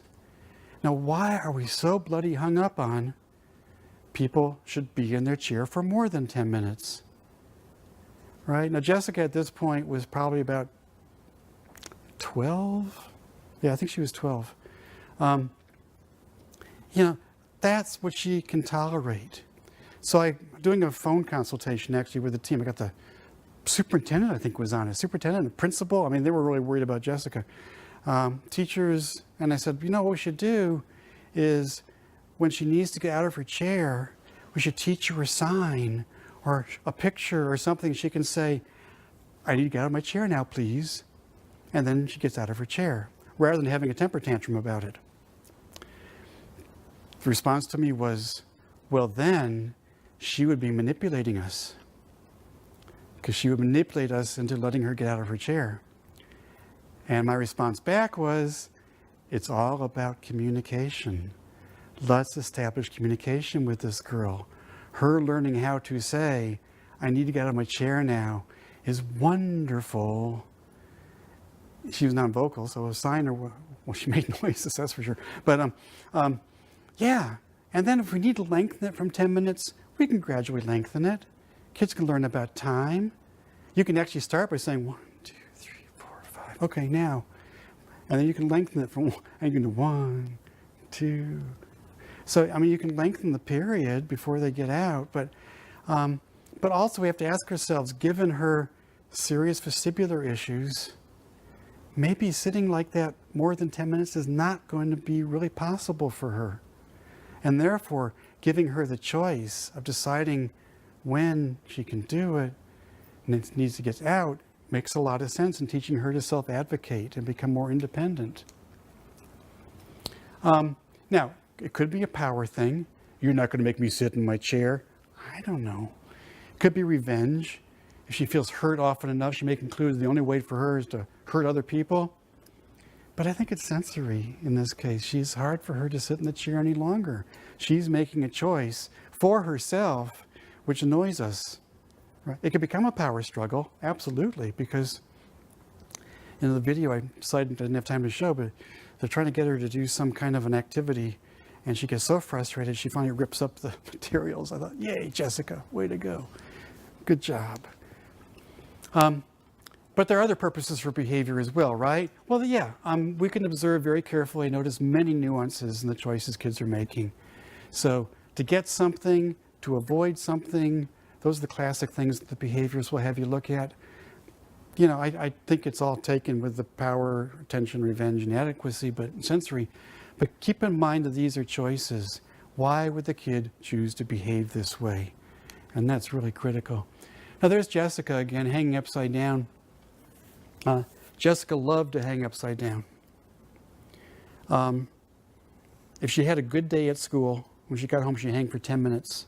She had a bad day at school, she'd hang for 20 minutes. And then she was done. She was under control. But not in school, you don't. Right? That's also Jessica hanging upside down over the chair. The school said no. Children do not hang upside down in school. And so they prohibited her from hanging upside down. How well do you think that worked for Jessica? Not well. In fact, she was ultimately isolated from her isolated classroom. So she was in a self-contained classroom. She could not mainstreamed or included at all. But they had a barrier in the back of the classroom, and she sat on a chair on the other side of the barrier because of her behavior. She would hit people, she would scratch. She drooled a lot too, and they hated the drooling. I guess when you sign up for special education, you sign up for drooling. I mean, I'm sorry, you just do. So how do we stop this? Well, if the purpose is sensory, we don't stop it. We teach Jessica a sign that says, need to hang upside down, please, and we hang upside down. She's communicating she needs something. Her body is telling her, I've got to do something to get out of the over-arousal I'm probably starting to experience. Let me hang upside down. There doesn't have to be an alternative for Jessica here. Just let her do it. If she just did it for even 5 minutes, she'd be fine again, and she'd go back to her chair and attend for 10 minutes. I mean, it's so stupid to me that we don't recognize the kids not misbehaving, right, when they need something that's going to help them to better function. So as we plan for Jessica, that's at her, I think her, no, that's not, I got a picture of her in a nice dress for her brother's wedding, but what's the priority for responding to Jessica's behavior? Is it compliance or communication that's more important? And the answer is communication, right? It's always communication. It's all about communication. How can we build communication and trust with Jessica? By being responsive to her needs, by understanding that her behavior is not because she's a bad kid. You know, actually, she ended up going to Perkins when she got about 19. There was a lawsuit against the state where she lived, which is south of Nebraska. But actually, it's not. It's south of Minnesota. Sorry, I get my states. I always pick them out. I lived there for 6 years. I should know. But so they had to send her to Perkins. They did more medical evaluation. She had a horrible reflux, and a lot of her behavior was because of the reflux. And hanging upside down is one way of clearing some of the reflux. So there's lots of reasons why she may want to have done that. But not being responsive, not recognizing pain. Maybe there's some pain going on for Jessica. Yeah. We're just not taking an intelligent approach to this often enough. Behaviors chosen. Think about the behavior of your students. What's the purpose? What's the communication? Ask yourselves what's functional about the behavior. What helps the child with the behavior? And ask yourself why your students, I forgot to change that to compliance, are willing to accept the consequences. Because they'll engage in these behaviors, like the kid with his hand in the air got up to go to the bathroom. I'd rather accept the consequence of that than have to sit here any longer, not being able to go use what I needed to use. Kids will suffer the consequences. And there you get the power struggle going, you get the revenge motivation going. That may have started out just sensory. And things are getting worse and worse and worse. We are creating the monsters that we're then trying to deal with, rather than very early on recognizing that every behavior has a purpose. Let me try to figure out that purpose, and then we'll find a way to help them manage it differently, perhaps, in a more functional way. Accepting the consequences. They don't always perceive that they have a choice. That's one thing that's really important, because we've never given them choices. Everything in school and at home should be about teaching them to make choices, this or this, even if you can't go to 3 different things. By the way, if you ever offer a choice to a person and they choose one option, don't say, no, that was the wrong option, you're supposed to choose this other one. I saw a behavior specialist do that one time with a kid. By the end of the video that I watched, this kid was under the desk, pulling things, reaching up and pulling things off his desk. But all started when he said, if you do this, you can be on the computer. Okay, I'll do this. Then went to the computer. No, we're going to do this other thing first. No, you don't make a contract with a kid and then violate it. Do not want to risk a change. Sometimes it's really scary for them to do something different. So why do something different even though the consequence will be bad? They don't believe there's any changes, don't believe the changes in the repertoire. And it may not be yet, but we can teach them how to manage. So right now they're getting what they need from it. It works. And so they continue to do it even though it's destructive. Oh yeah, so there's one little video and then we'll have lunch. This is Jacob.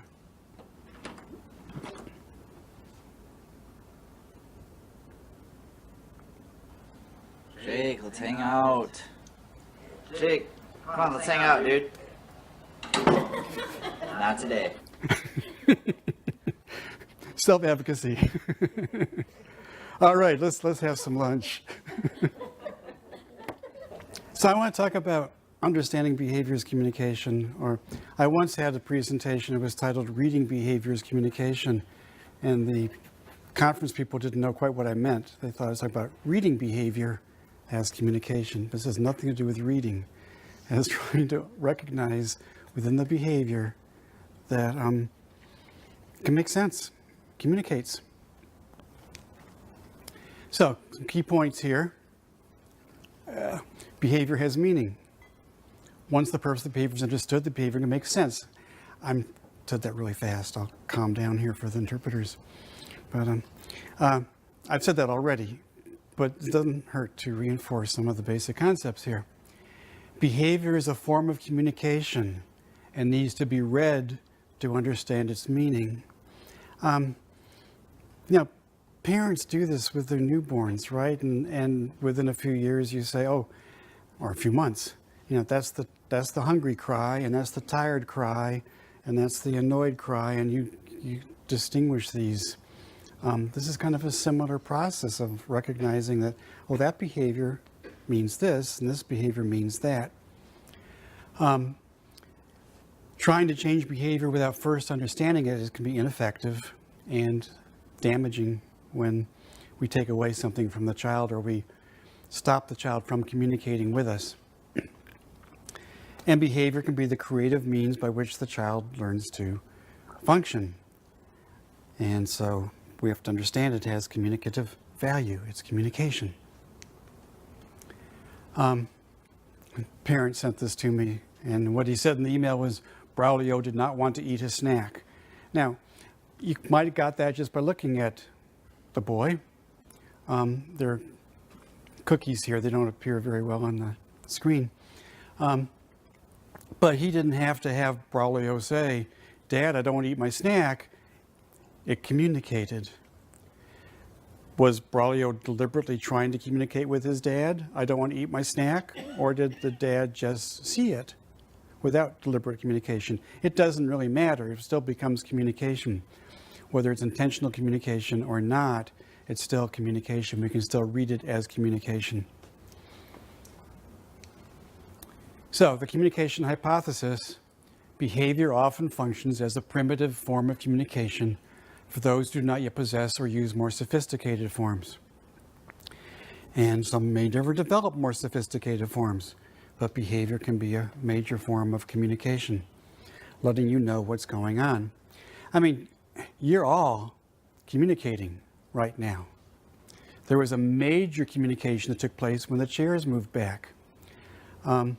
And, you know, how do I interpret the communication of the chairs moving back? Well, I think I'm okay there, so I was pretty close to them, but that was it, right? I mean, to me, interpretation is getting away a more comfortable view of the interpreters and seeing the slides at the same time. That would make sense. That's my interpretation. I once had a kid stand up in the middle of class and walk out, and we were talking about interpreting behaviors, I think, or something like that, and I said, so how do we conclude the fact that this guy walked out? I said, most likely he had to use the restroom, and that was it. So when he returned eventually, which took longer than a typical restroom break, so we're all wondering, you know, where you went and why. Well, I had to meet with my advisor who had office hours right now. Like, oh, not the interpretation that I made, but so we can be wrong in our interpretations, but that happens in all forms of communication. We misinterpret what people say, misinterpret facial expressions. Now, if you are observers of human behavior, then you're used to trying to make sense out of the behavior of a person and drawing conclusions. Yeah. So years ago, I think it's kind of fun. So I was at an airport, I think it was Chicago, but most airports look alike eventually. And I had a long time before my plane, right? So there was, sitting in the waiting area where I was, a fairly attractive woman, okay? And she had 2 kids with her, young kids.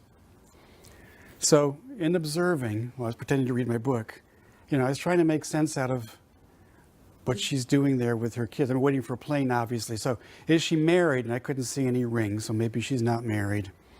The kids would run up to the concourse and then run back to her. It's like they're waiting for somebody. Maybe somebody's getting snacks or something, but it took a long time, so it's probably not snacks. Then they all got up and they moved to a different gate.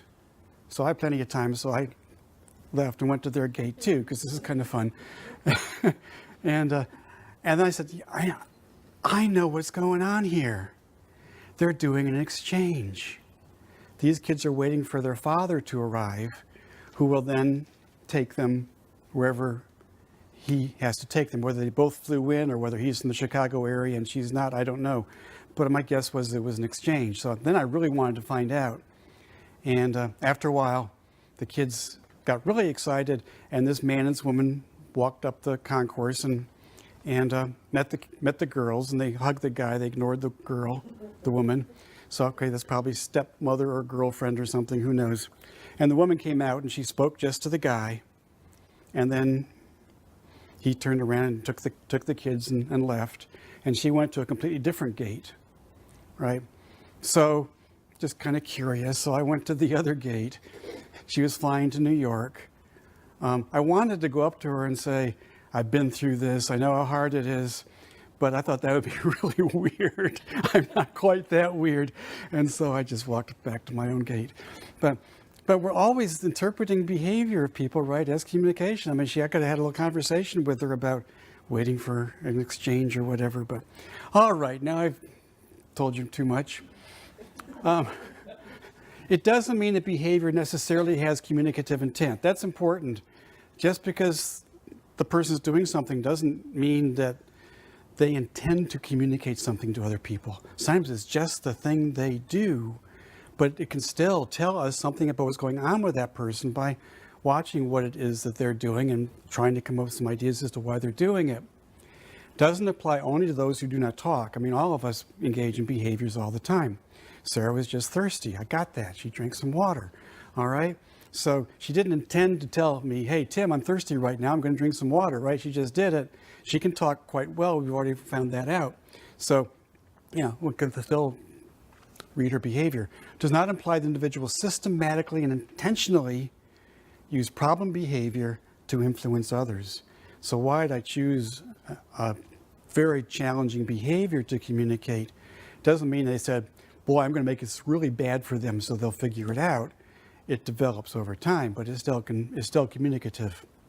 We can understand and read the behavior of an individual as communication. Reading behavior is communication. So all those kids are behaving in different ways. You've already seen the one picking at her skin. This one's kind of fun because squeezed in the shelf.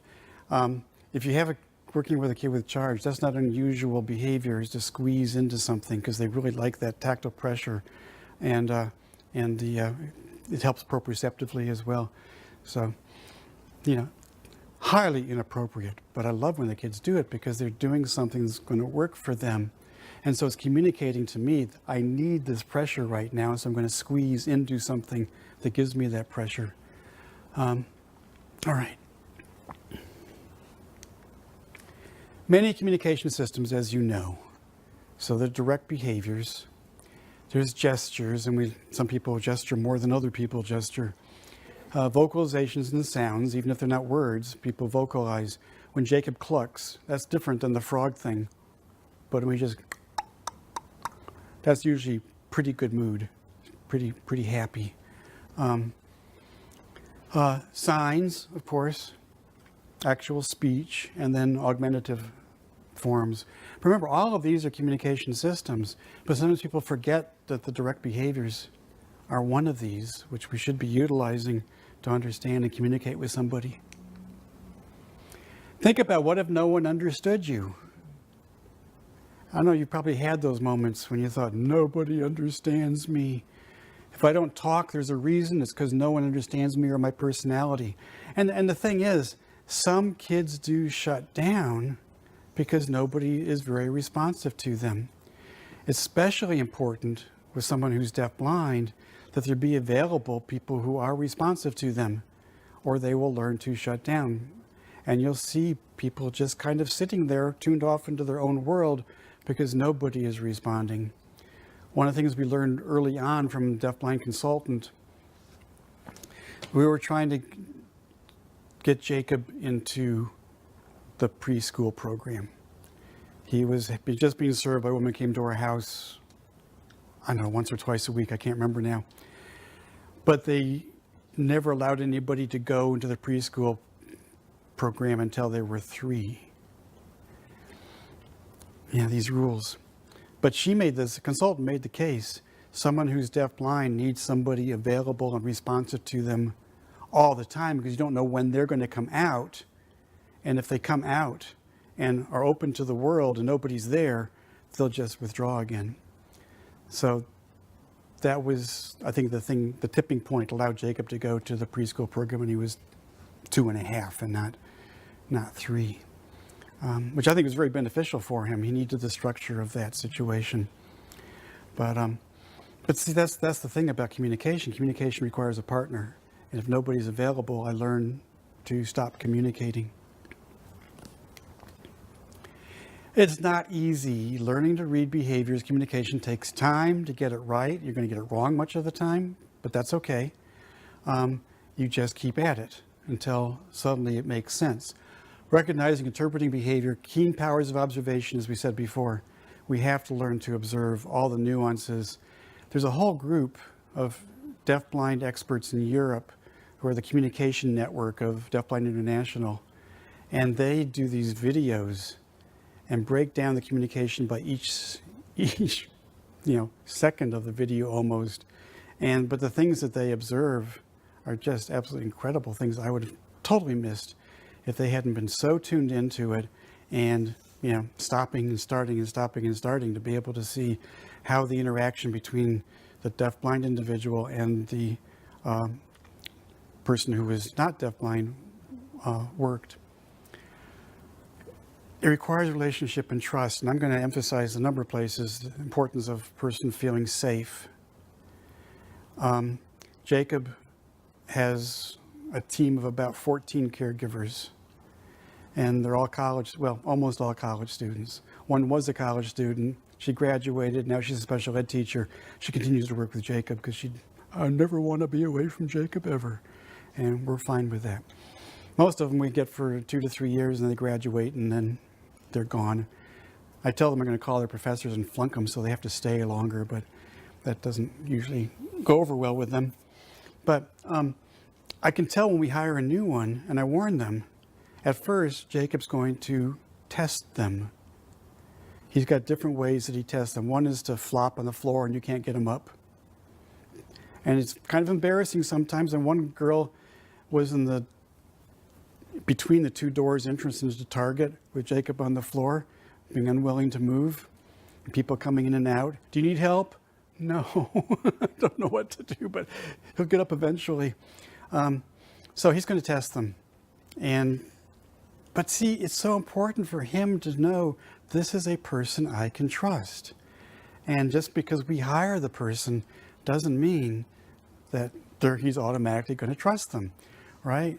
So every one of them develops their own relationship with him, which is somewhat unique. You're going to listen to 3 of them in a moment.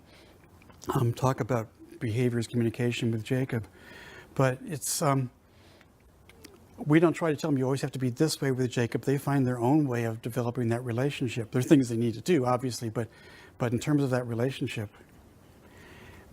But you can tell when it changes, when suddenly, and there's some that, of course, he trusts more than others, and you can see that. When he's so responsive. When they can't get him to do something, they'll often call next door to us, and I'll go over. And what they always say is, Dad can make him do anything.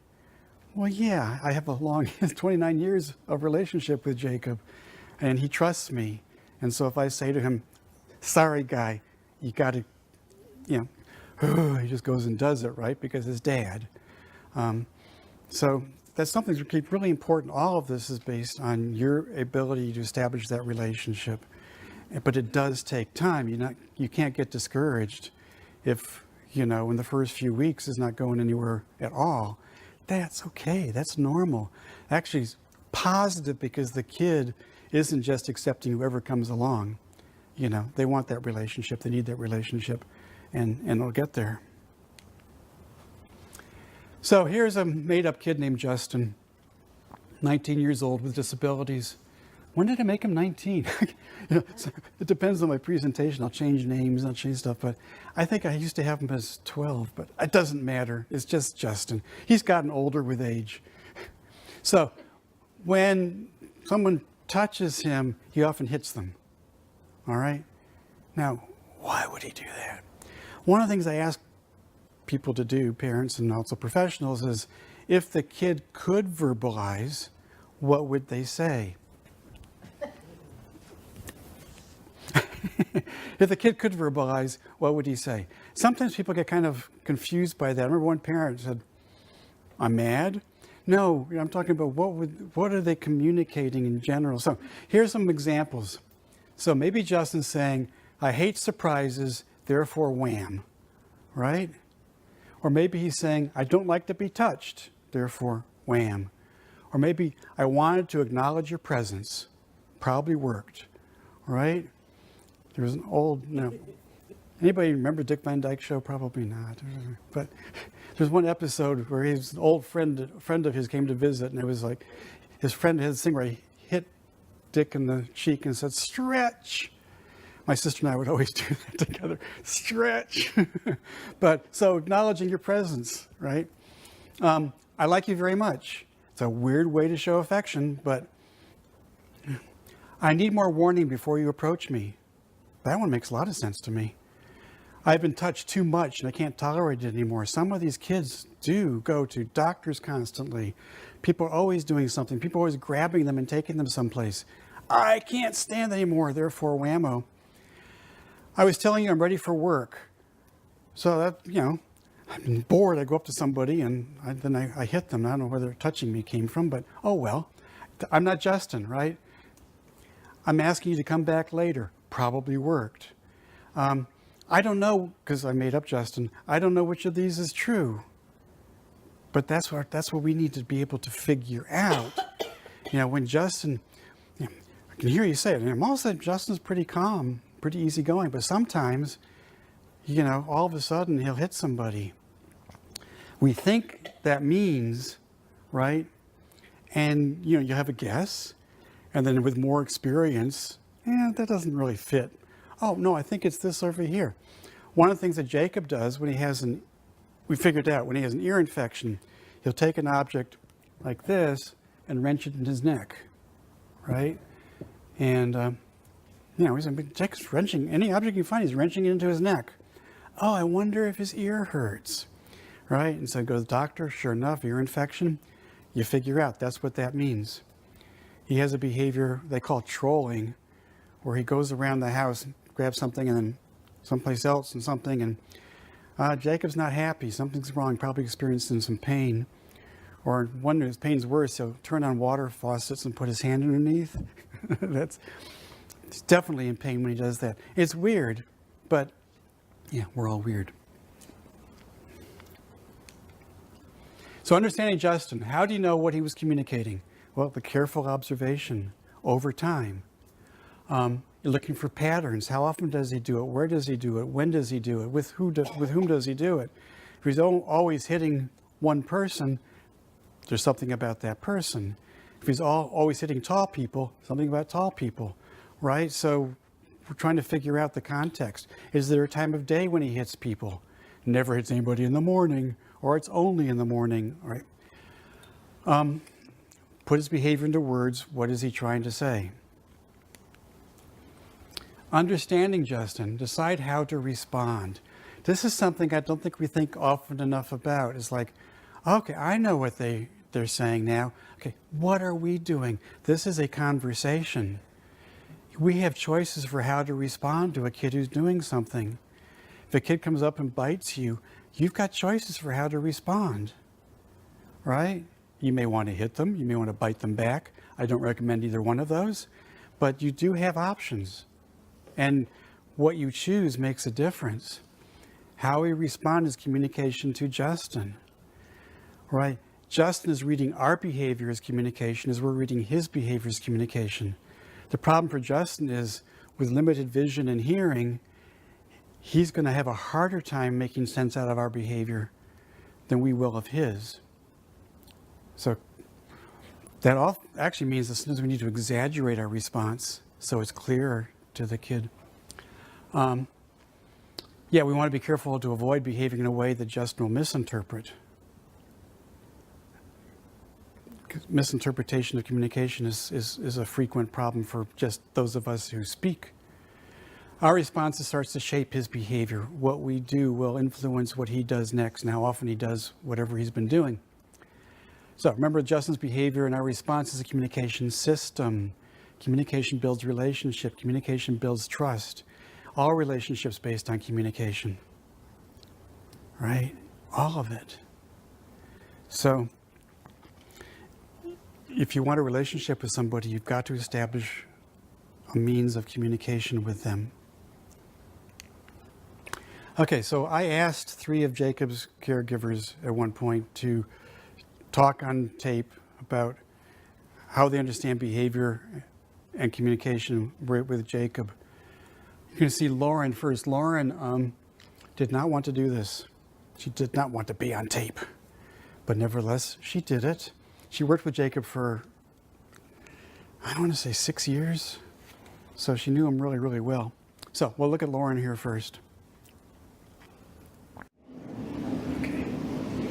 How I understand Jacob, first of all, is through experience. So after working with him for a few years, I have learned to just observe his behaviors and any body language. And based on the experience, it's really helpful to have the understanding that everything Jacob does, everything is communication. And that's something that we really stress when working with him, because sometimes it's challenging to understand what it is that he needs or what he's expressing. So if we think about it in the way that he's saying something all the time, we just have to decipher what it is. It makes a lot more sense. So with that in mind, I think the other key part of understanding what Jacob is saying is his self-determination to express what it is that he wants to say. So he could be telling us over and over and over again about something that's bothering him, or something that he wants to do, and we can't figure it out because it's in a non-traditional way, maybe, or it doesn't really make sense to us on the surface. But eventually we know that if he keeps asking us or telling us the same thing, we're going to figure out what it is. So we work together, all of Jacob's caregivers and him as a team, to figure out what it is that he's saying. And without his self-determination, I think it would be a lot harder for him to be motivated to have that self-expression. So I think that's really important. Two things I really like about that. One is the emphasis on self-determination. You know, it's hard for people who are deafblind sometimes to push themselves to go out into the world and engage and advocate for themselves. But actually, communication is a way of self-advocacy, and it's a choice. And so, I want that one third. Okay. The other thing was she emphasized the importance of the team, because it's nice to have several people coming together to try to understand what the nature of the behavior is and not just do it on your own. The next video is Justin, who actually worked with Jacob for a number of years. He's now a special ed teacher down Detroit area, but very, very close to Jacob. He's got a cold, by the way, so it's a little bit hard to understand. So I was asked to talk about communication with Jacob. Obviously, the verbal aspect isn't there, but there's so much more that is. We use some sign and some pecs to the best extent that Jacob's able to, but even beyond that, there's a lot more. Once you get to know Jacob and you spend time with him, you pick up on these cues. And there's so much, whether it's the tone of whatever vocalizations he's doing, or the rigidity of his body, his actions, his facial expressions, whether he's laughing or not laughing, and even some of his actions, like his blowing, can mean so many different things. He can be blowing because he's bored. He can be blowing because he doesn't know what else to do. He can be blowing because he's overstimulated. He can be blowing because he's in pain.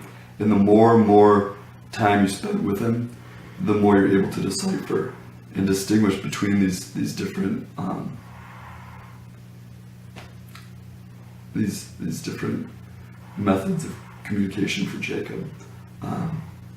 There's things as easy as him grabbing you and guiding you to help with something, or grabbing his pecs and asking you.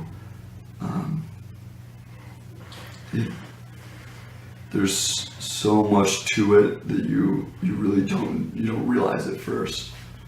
It's all about getting to know him, getting to know the individual, and learning what they do to communicate.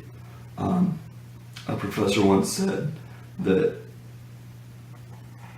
the harder you make communication for somebody, the less likely they are to communicate. So it's really important that you're able to learn what they use. And if you want to try to add to that, great, but it's important that you pick up on what they're putting down, essentially, and you don't make them change what they're doing so that you're more able to understand. It's important that you adapt. And I think that's one thing that I've definitely learned here by working with Jacob over the last few years. One thing he said there I think is really important, I don't think I say it anywhere else, is he's talking about Jacob's blowing. And sometimes it can mean this, and sometimes it can mean that. Sometimes it can mean the other thing. And because Jacob's repertoire is relatively narrower than ours in terms of things to communicate, the same vocalization or the same sign, the same picture can mean different things. One of his very favorite things to eat is chocolate pudding, and he's got a picture for chocolate pudding. But sometimes I don't know if he still does, he would use the chocolate pudding to mean he had to go to the restroom. So is this because he wants pudding, or should we take him to the bathroom? You know, so understanding the context in which the communication took place becomes important. But then the nuances of the blowing, there's the pain blowing, there's the happy blowing, perhaps. So it's just like the baby's cry, learning those nuances. So I thought that was a really important point that he made there. Amber, one thing you'll notice here is that she was going to pause a couple of times and smile. That's because Amber and I went through several takes on this one because she stopped breathing. You know, she talk, out of breath. So I would have to say to her, breathe. That's when she smiled. So you'll see behavior is communication, right? With my experience with Jacob, I've really learned the importance of body language and behavior. With people just in general, that's really important to be in tune to, and even more so with Jacob. What he might lack in his verbal ability, he makes up for with his behavior. Instead of Jacob asking me verbally for something or telling me that he needs something, with me, he tends to lead me around the house, and I just have to try to make sense of what he is doing. I pay really close attention to his body language and behavior, and even his facial expressions when he is exhibiting a behavior. If there's ever a time when he's asking for something by leading me around the house and I'm not understanding, all I have to do is tell him that, and he clarifies or leads me around again. You know, we work together to really communicate what he needs. When Jacob is talking to me, we use a bunch of different ways of communication. We use picture systems, ASL a little bit, a lot of leading around, and just touch. And I'm really fortunate to have such a relationship with Jacob where we can do that. We're really respondent to one another. We react to each other when we're talking. When I walk into his house, I think of it as entering Jacob's world where we're a team. We have a system of communication where we react to one another, and we make sure that everything is taken care of, his needs are met, his wants are met. And that's really powerful to have when you're working with Jacob. Putting yourself in his world and doing your best to see things and feel things the way that he does is one of the greatest things that you can do to understand Jacob. And when I'm working with him and when he just lets out a smile or a laugh, I know that we're doing okay. I love the thing about walking into Jacob's house and Jacob's world. That's really what we're doing. You know, the world of deafblind is more constricted than the world of not deafblind. But knowing that I'm walking into Jacob's world means I'm not forcing Jacob to be in my world and communicate the ways that I need you to communicate. I'm going in, and she talked also as a team, just the two of them, to understand him and understand what he needs and understand how to facilitate his life. We emphasize with caregivers, who we sometimes call interveners, that don't have the specific training as interveners, although Lauren went all the way through the program except for the portfolio, right? Lauren, just finish the portfolio. No, never going to use it. Someday she'll be sorry. But you know, you are not a babysitter. You're not here just to meet Jacob's basic needs. You're here to facilitate his life. And one of the complicated things in that is offering Jacob the choice to determine, and the opportunity to determine what he wants to do, recognizing that the world doesn't operate that way. He has some job sites he goes to. He has meals he's got to have. He's kind of scheduled for the bathroom. So when we set up his calendar, you know, there's certain things that go on his calendar which he's got to do, and there are places where he can choose and he can move things around. And we're encouraging him to do that because we want it to be his life. So if he says suddenly, by picture, I want to go to Target, his caregiver can't say, I don't want to go to Target. No, you're facilitating Jacob's life. You're going to take him to Target. That's what he just chose. If we don't take him to Target, what happens? He will learn that the pictures don't work. I might as well not use them. So we've got to learn to be very, very responsive to, yeah, these kids, they all graduated and they went on to do other stuff. Lauren's actually do craniosacral therapy. She just moved to Grand Rapids, but other two are special ed teachers. I think she just got engaged. I'm waiting for him to get engaged. I don't know. They've been together for a while. And then we go to weddings, and it's cool. You get so close to some of these. Managing behaviors through communication. So, what's the purpose of behavior? What is it communicating? I'm getting a little redundant here, but I really want to emphasize this. Let the person know that you understand the communication. That is so incredibly important. I'm going to deal with that in the next slide in more detail. But they've got to know that you understand their communication. They have to know that you know what it is that they want. Teach the person a different way to let you know what they want. I've talked about that with Jessica. You know, I don't have to have a temper tantrum to get out of my chair. I can give them a sign.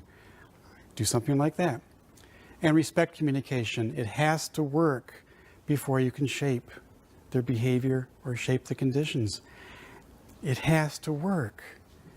No one's going to shut down. No one's going to continue to engage with you if you never follow through and they don't know what it is that you even understand what they're talking about. I mean, think about when you were an adolescent dealing with your parents and they did not understand you, right? Well, no use talking to those people, right? My mom used to say that parents' IQ goes down during adolescence. It's only in their 20s their IQ comes back up when we say, oh, maybe they do know something. So Jacob in the bath, one of those key learning experiences for me. So I said before, Jacob likes baths, and you know he would probably be in a bathtub all day long if you let him. He also, by the way, has a hot tub on his back porch, and he likes that a lot too. This kid has got the life. Surrounded by most beautiful women, and they all love him. I wish one of them would marry him, but I've suggested to some of them. One girl said, I never want to leave Jacob. I said, you could marry him. She married somebody else. You know, jeez. But anyway, when he was in our house, I did most of the direct daily care of him. You find out as parents, you go with what your strengths are. And Nancy's strength is in dealing with the medical stuff. She can take Jacob to a doctor, get information, come back and develop an intervention program. I take him to the doctor, and I come back and say, so what did the doctor say about, I think what he said was, well, did you ask him about? No, I forgot to ask about that. You're useless. True. But on the other hand, Jacob used to have to be fed every 2 hours. Nancy, did you feed Jacob? Oh, gosh, no. Is it time? Yeah. Could you do it? Sure. 2 hours later. Nancy, did you feed Jacob? No. Okay, I'll do it. And after a while, I just did it. There was no point in expecting her to be involved in it at all because she could not remember. So you go with your strengths, which is brilliant, really. So I'd be primarily one to give him a bath, and he would come and find me, and he'd grab my arm, start taking me towards the bathroom. Now, why does Jacob always want a bath at the most inconvenient times for me? Right? Which is most every time. One reason why it was inconvenient is because he liked to splash. And so I felt like I had to sit in there with him. He also would turn the water back on, just the hot water, of course. I didn't want him to scald himself. I didn't want him splashing, flooding the room. So I'd sit in there with him.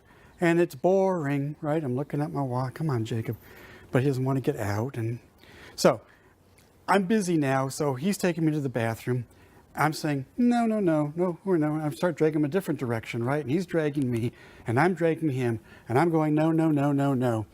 And he's getting mad, right? I'm frustrated, but he's really mad. And so that doesn't go well, right? Eventually I would win because I'm stronger than he is. Nancy, my wife, said to me one day, Tim, does Jacob know that you know that he wants a bath? Well, sure. He's taking me to the bathroom and I'm taking him away and signing no. He knows you're signing no. But, parents say no all the time. Does he know that you really know? I'm using lots of different forms of know there. Does he understand that you understand that he wants a bath? So the next time, he starts dragging me towards the bathroom and I don't want to give him a bath, I go right along with him, go into the bathroom, and I say, what? And he signed bath, and I said, no, bath's finished. He turned around and walked out. He knew now that I knew what it was he wanted. So my no made some sense. But beforehand, Dad, I want a bath. Dad, I want... No. But Dad, I want a bath. I'm not acknowledging that. It's so incredibly important because we know that we understand them, but do they know that we understand them? With normal conversation with people, yeah, our understanding is fairly good most of the time. Not with someone who's deafblind.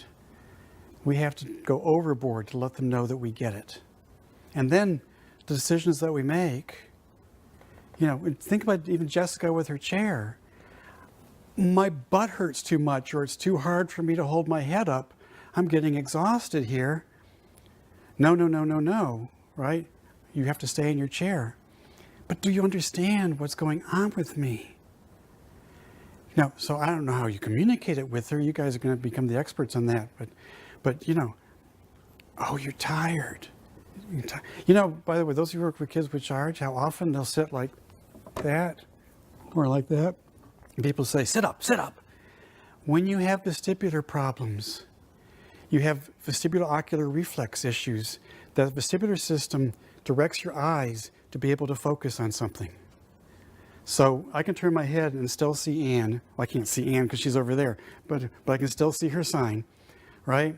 But when you have vestibulo-ocular reflex problems, you can't. Your eyes go with your head, and then finding the sign again, going back to it, is really hard. That's because the vestibular organs are not keeping your head focused. So if you can lie with your head like this, your head is now stable, and you can actually pay attention. So I hear so many times teachers saying, oh, that kid's so lazy, won't even bother to hold his head up. No, it's not laziness. It's stability that's working for them. It's solving a problem that they're feeling. And a really good solution to the problem, just like hanging upside down can be a good solution to the problem they're experiencing. So we have to make sure that we're paying attention, engaging in the communication, and letting them know that we understand or when we don't understand. So it's a reciprocal kind of process. So that was really important for me to figure out, that Jacob did not know I understood. Wow. Okay, here's Eddie, his little video, right?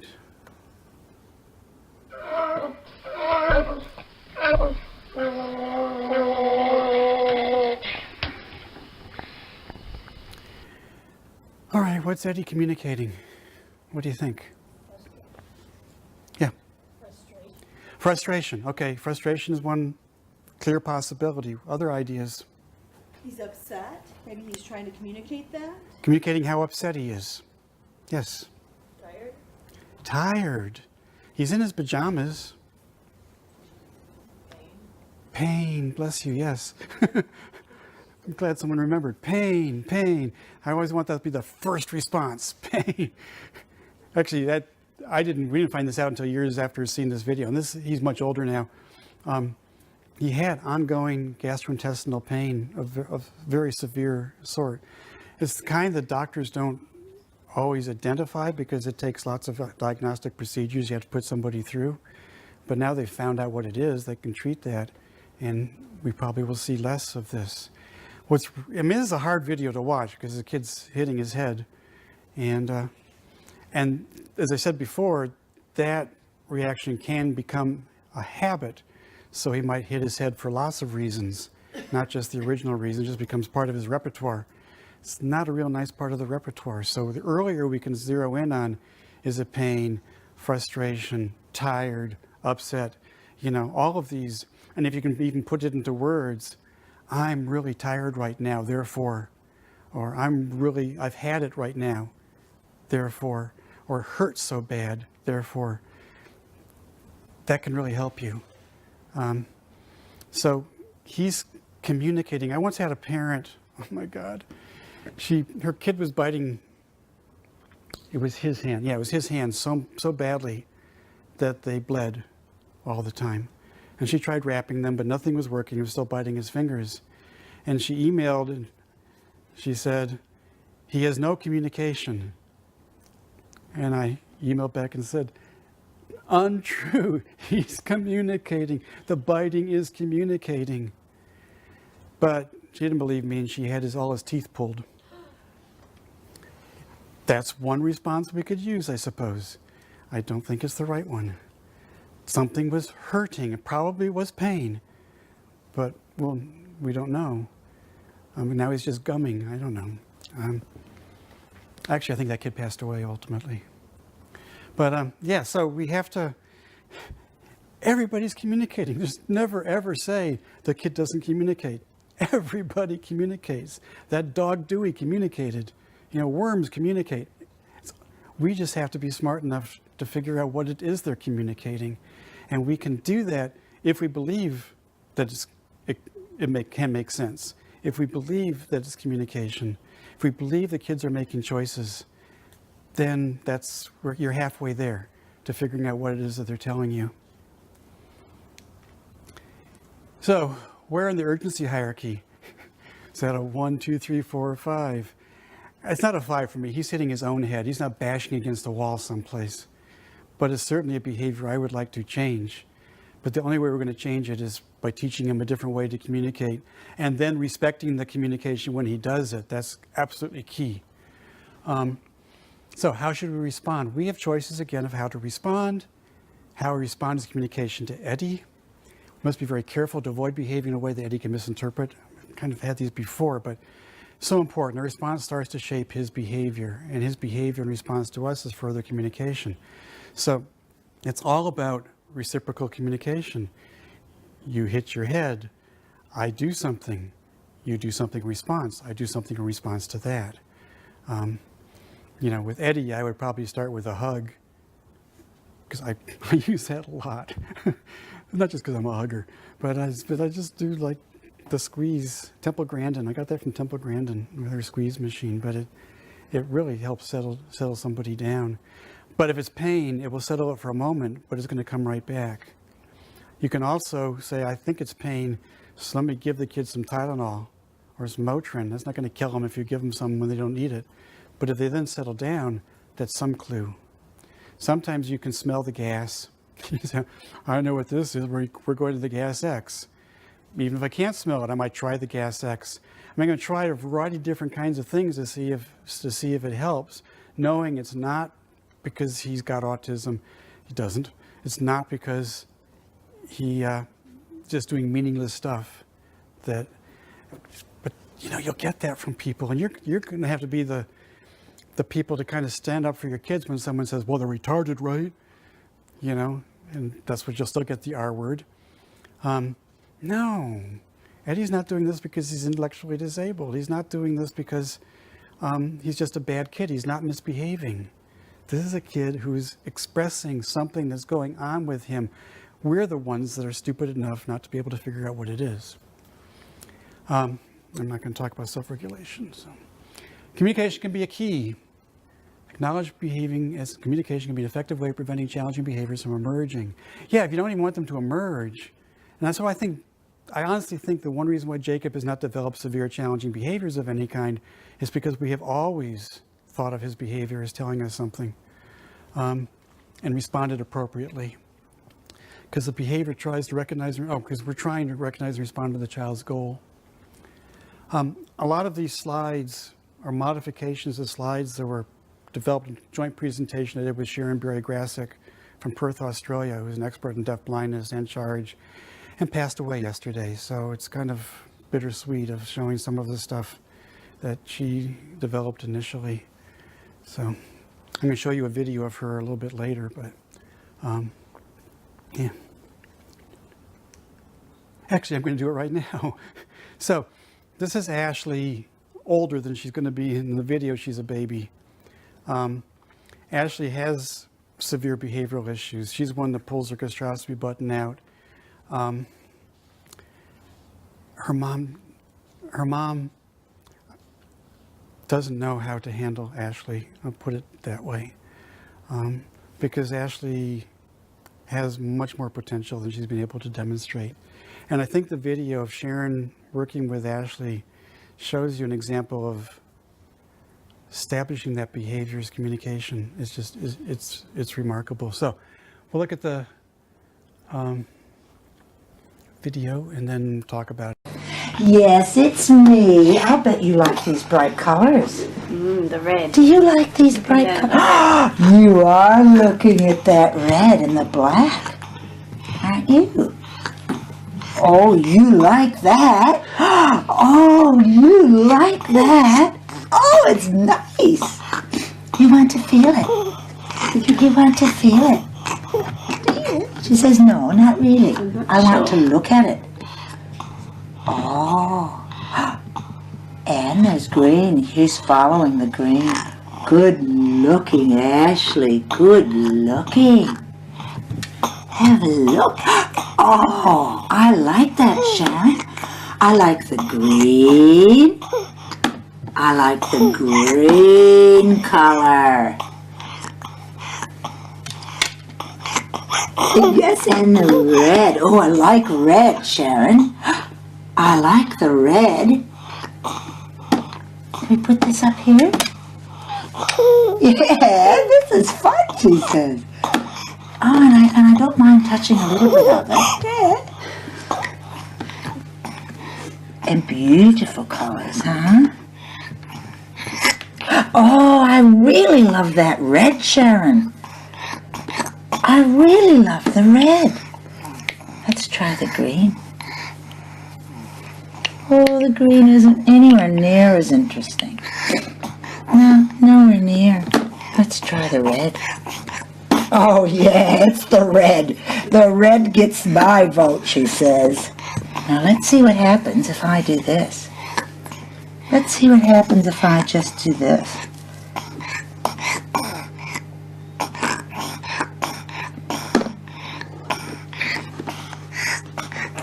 What? What? You're looking? Where is it? Oh, you're looking down. Where is it? Okay. Oh, my goodness. You want the red. Is that what you want? Oh, yes, that's what I want. I want the red. Oh, yes, I like the red. I like the red. There it goes. Oh, you don't like that black. Let's see if we can find the red.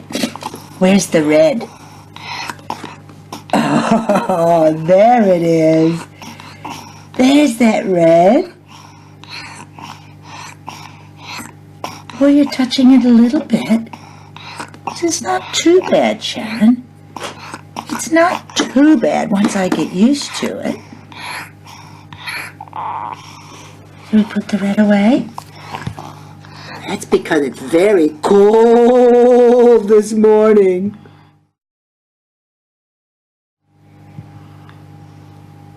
It's very cold this morning. You're gonna have a little break, are you? So, comments. What do you get from that? What did you think? What'd you see? She was very observant and noticed each movement with her hands or her body language. Yeah, very, very observant and very sensitive to the cues that she saw in Ashley's behavior. Yeah. Also, it looked like her facial expressions. She kind of shut down, like when there was something that the baby didn't like, she kind of shut down. And then when she was excited, you could notice it in her face immediately. So her facial expressions really changed as communication. Yeah, the Ashley's facial expressions, I'm repeating for the cameras, really kept changing. And you could see when she's shutting down and when she gets excited again. And being able to really tune in and follow those. Like at the very end, when it was clear that Ashley needed a break and was turning away, Sharon didn't say, "Oh, I'm going to keep you going. We've only been 10 minutes. We need to go 5 more." Right? No, Ashley's done. We have to be done as well. We have to read that behavior as communication. Ashley is saying essentially, "I'm done." And if we don't acknowledge that, we're going to create behavioral issues that you don't want. This is just such a great way to start with a baby, infant, to help establish communication with each other because it's reciprocal. And I love that Sharon is talking the whole time because sometimes we forget. Sometimes I forget when I'm with Jacob to actually vocalize. You know, he doesn't hear me anyway, but I have to. We need to do that because they are looking at our expression. They're looking at our mouth. They know that something's taking place there. And when we communicate, it's not just the sound, it's the whole way that we're expressing ourselves. So we need to be doing that, and Sharon was doing that. Sharon was signing as well to help, you know, establish some foundations for that. So responsive to Ashley's feedback to her, so it became a reciprocal conversation between the two of them that I don't like the black too much, the green's not interesting, but wow, I love the red, right? And going back and forth with that, so we're really having a conversation. And so Ashley learns that conversations are possible and important and useful. Okay? Power of communication. If you think about how much control does a child with little formal communication have over their lives? You know, they don't have much control. And we don't give them much control. You know, I mean, going to school is a matter of giving up some control, right, for all of us, as we give in to what the educational system wants from us in terms of its structure and the teacher's leadership and all that kind of stuff. But even there, you know, good teachers have ways of developing a team, sense of a team. So they might say, we're moving from this topic to this topic, but that's on a nice calendar system so that everybody can track and follow along. And it's still a cooperative process that's building communication. So, you know, what to do and when to do it, how much control. We have a lot of control over that we give it up from time to time. These kids, not so much. Where to go and when to go there. Same thing. Time for therapy, time for medication. These are times that we're imposing on the kid.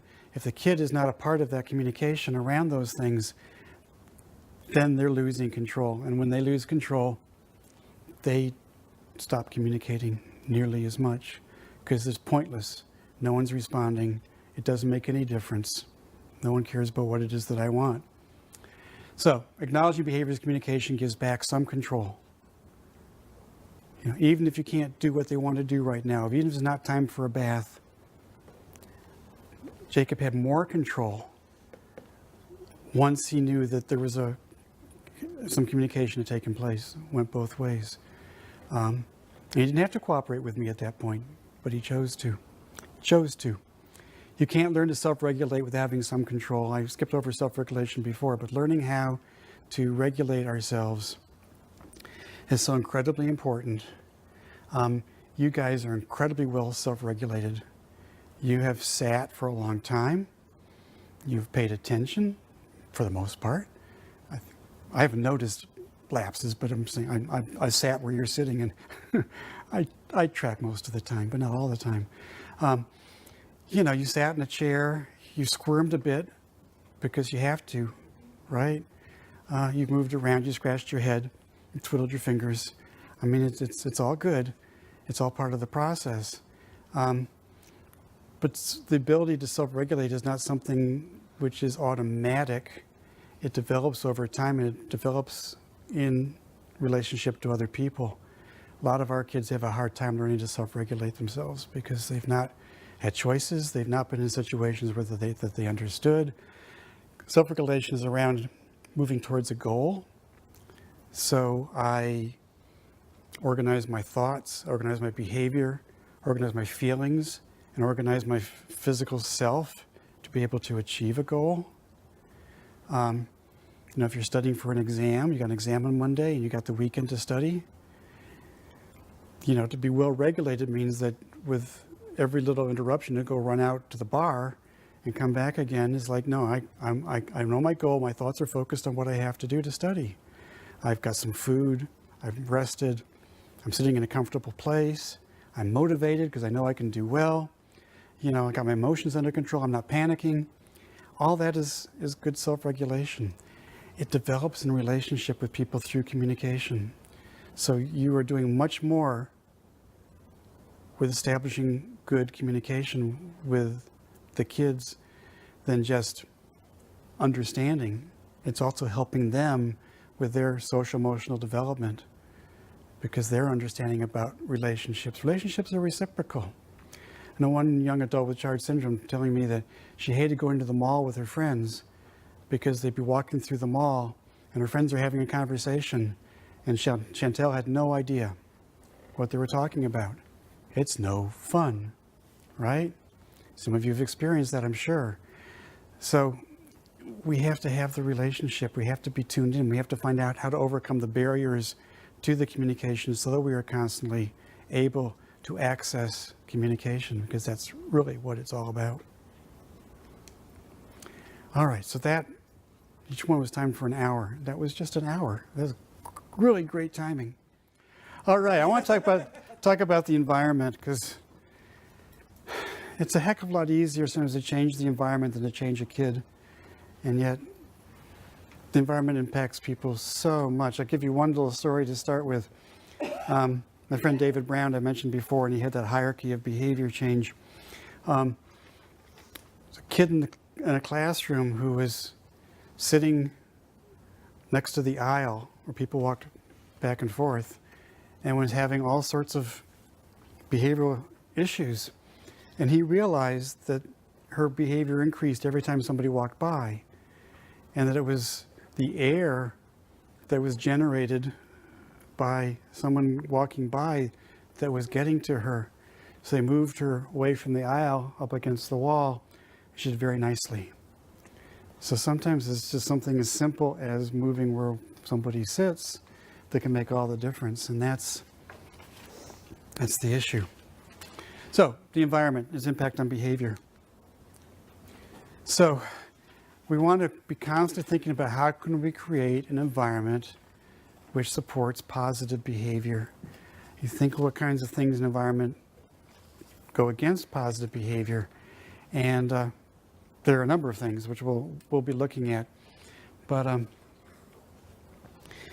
whenever I've got a kid who's messing up behaviorally, the first thing I want to know, besides pain, the first thing I want to think about is this is something we need to change in their environment, because that's a heck of a lot easier than trying to change a kid. And very often it's the solution. So this is from that 1982 book on deafblindness. Unless the environment reacts to the child will become frustrated and develop behavior disorders in reaction to the environment. And that's just a really nice quote. Environment reacting to the child. Well, environments are just, no, they're not. Environments are living, breathing things. You know, the environment is not just the floor and the walls, and the projector in here, it's all of us who are taking up space within the environment. So you're all part of my environment. And how is everything in the environment working for us? How is the window with the light that's coming in working for us or working against us? Might be very tempting, people on this side, to spend lots of time looking out the window because it's kind of pretty out there. I spent most of 7th grade looking out the window in my classrooms. I'm not sure how I passed. It was just by that amount. But I got really familiar with a tree up in the hill outside the window. So it's all part of the environment influencing our behavior.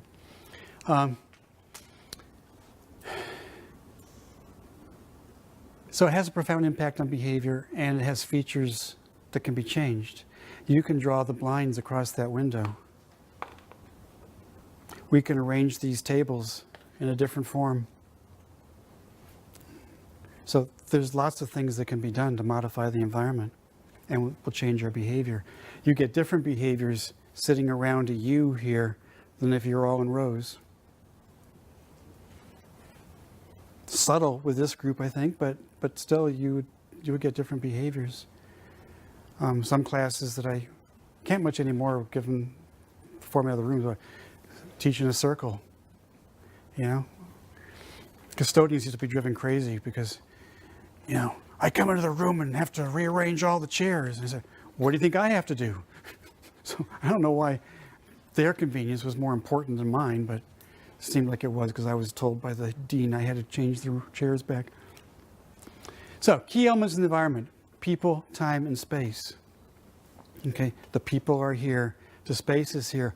We don't always think about the time, but how time is structured makes a difference. You know, we structured our time today around meals and break, a meal and break, singular, and we structured around 4 different PowerPoint presentations. So, you know, we have used time a certain way. Has the time facilitated our behaviors or not? That's kind of the question. Teachers teach certain lessons for different lengths of time. I remember this one girl I was consulting with, and sometimes she arrived in the school, and within a half hour she was hitting somebody. After she hit somebody, she would cry because she didn't want to have hit her friend. But what she really liked in school was music. But they always started the day with math. So what if we rearranged that? So they started with music. Would that help? Of course, the teacher might not want to go with that. So, oh, no, math comes first. Music is a luxury they have later. I think music's essential, and starting out with it would be fun. But anyway, people, time, and space. So people. How many people are in your classroom? You know, I've been going to Western Pennsylvania School for the Deaf and observing some of the kids with charge there. And they're very cautious about just me being in the room and some of the other people that are administrators or whatever not be in the room too, because too many people in the room upsets the kids or distracts the kids. So maybe, actually I think maybe it distracts the teacher more than the kids, but that's just my guess. But geez, I was consulting with this kid whose behavior was so bad that they had him going to a community center in the mornings. Nobody else was in the community center for the mornings, only in the afternoons. So they had him segregated from the school. He was in a room in there, and he had a teacher, he had an aide, he had an interpreter, and he had I called him the enforcer. He was there in case John's behavior got really bad. They could jump on him. And then I was there, my wife was there, so we were having 6 people observing John do his little worksheet. And credit to John, he did his worksheets. But that's a lot of people. And even normally with 4 people in there, that's a lot of people for one kid. They didn't understand John. That's a whole nother thing. We could, when I finish the presentation, it would be a nice time for questions and discussion. We can even turn the video off so no one has to hold back. So anyway, limited in number is kind of good. Too many people in the room just creates confusion, right? Distractions. Available. If the people in your world are not available to you, they're really not in your world. If mom's in the kitchen, dad's in the shop, and the kid's got nobody, that's not a good environment. And in the school, if the teacher says, "Hey, intervener, would you mind going over and helping out with this kid today?" Your answer is no. I mean, is yes, I do mind. I'm not going to do that. My job is to be available to this one person, not to anybody else. And that's really, really important because teachers will rearrange things, and then you got some kids sitting there with nobody available to them. That's not okay. Responsive. I love that word because I don't think we think enough about how responsive or non-responsive we are to kids in reading their behavior and observing their behavior and our availability to be able to respond to what they're asking, how they're behaving, what their needs seem to be. That's really an important goal for interveners, but it's an important goal for everybody in that kid's environment to be responsive and not just shut them off. Because when you shut a kid off, they're not likely to come back. Not overburdened with non-child tasks. How much of the time in the classroom is spent with passing out papers, organizing materials, writing on boards, but not engaged with the kids. And there's too much of that, kids get into trouble. Consistent. Our kids like consistency, right? Why is a consistent routine so important to our kids? Well, you can depend upon it. They can depend upon it. Why is it so important for them to have something they can depend on? Feel safe. So what? They feel safe. Feel safe. That's really important that they feel safe. What else? Deafblind students, they need to be told, or they need to be told ahead of time, like what's going on, what's in their environment, because they don't have the ability to figure that out for themselves. And so if you have consistency every day, they start to remember, okay, you know what I mean? Like, this is what should be happening. Yes. They know what to Yes. expect, I guess. So I'm going to repeat some of that for the video, but what Beth is saying is the kids need to know ahead of time what's going to be happening, and it has to happen, and it has to be predictable, because lack of predictability is what makes them anxious and confused and unhappy. Yeah, Brenda? Really, it's that trust issue too. It's the trust issue too. Yeah. Yeah. I like consistency myself. There's variability in people. Some people like the spontaneity of the moment and something changes and it's exciting. To me, it's threatening. I like things to be orderly and predictable. It's the new cool. Cool people like things to be orderly and predictable. Cool people love routine. So if you want to be cool, you know how to do it now. Yeah. When it's inconsistent, it throws them off. And you often then get behavioral issues. Engaged, not unlike responsive in some way, but engagement means that we actually have a relationship, right? So it's not just me telling you what to do or me taking you to the toilet. It's, we actually have a give and take. We're both interested in each other. It's the teaming that Justin and Amber talked about in the video. Skilled observers, we've talked about that before, how important it is to be observant of every little nuance of what kids are doing. And that's a skill that just gets developed. I'm getting better. I think I've always been pretty good, but the nuances I've missed before are just always startling to me. Familiar. We talked about this with Jacob's caregivers. It's nice to have somebody familiar because you've developed a relationship and you trust them. And that trust is so important. So I know this person. I've heard a number of parents say that their kid developed behavior problems when a new kid transferred into the classroom when there was a new kid there. And that just threw them off. The familiarity is good. And of course, identifiable with the personal markers. So I know who this person is. Just for those kids who can't necessarily distinguish it from other ways, you got the bracelet or the perfume or whatever it is that works with your kid in your situation. So, yeah, these things are important for all the people within the room. And when those things are not available, you're creating problems. And the people need to be safe people. We talked about safety already, but if they don't feel safe, they're not going to learn. Gosh, I wish schools would get this. There's so many kids that come to school and don't feel safe.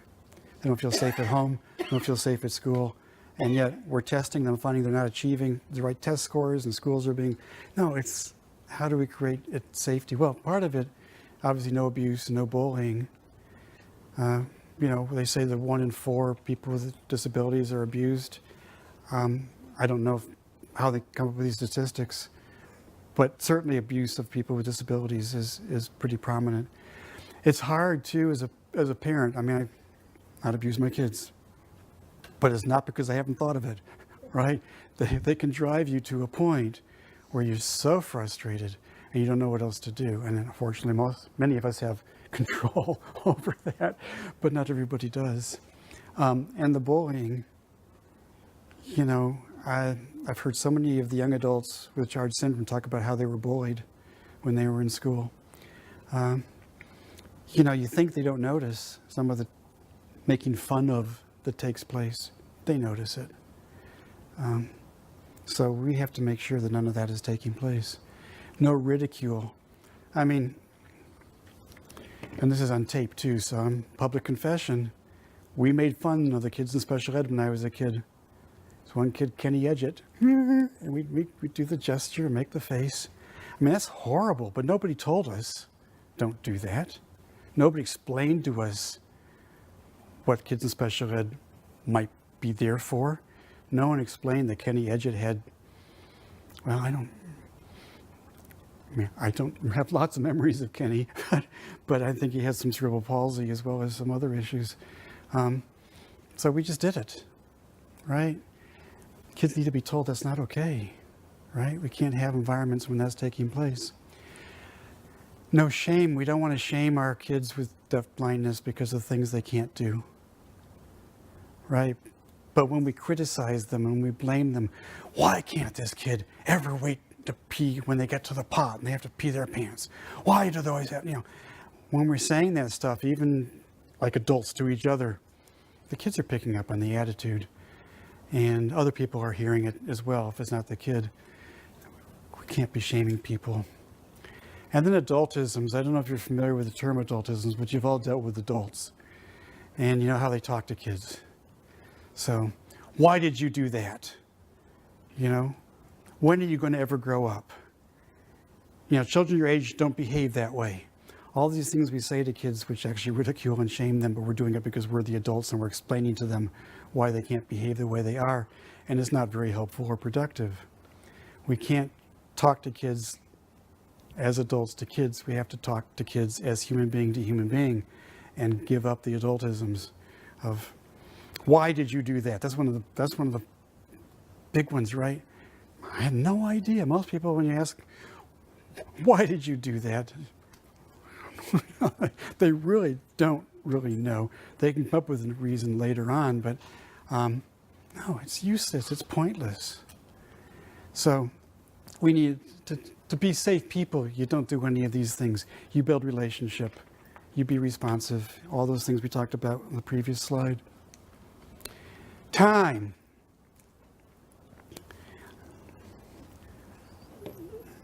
Time's one of those fascinating things. Sometimes it goes really fast. Sometimes it goes really slowly. I want to ask you how your time's been for you today. God, it's dragged on and on. But it's like, sometimes it's fast and sometimes it's slow.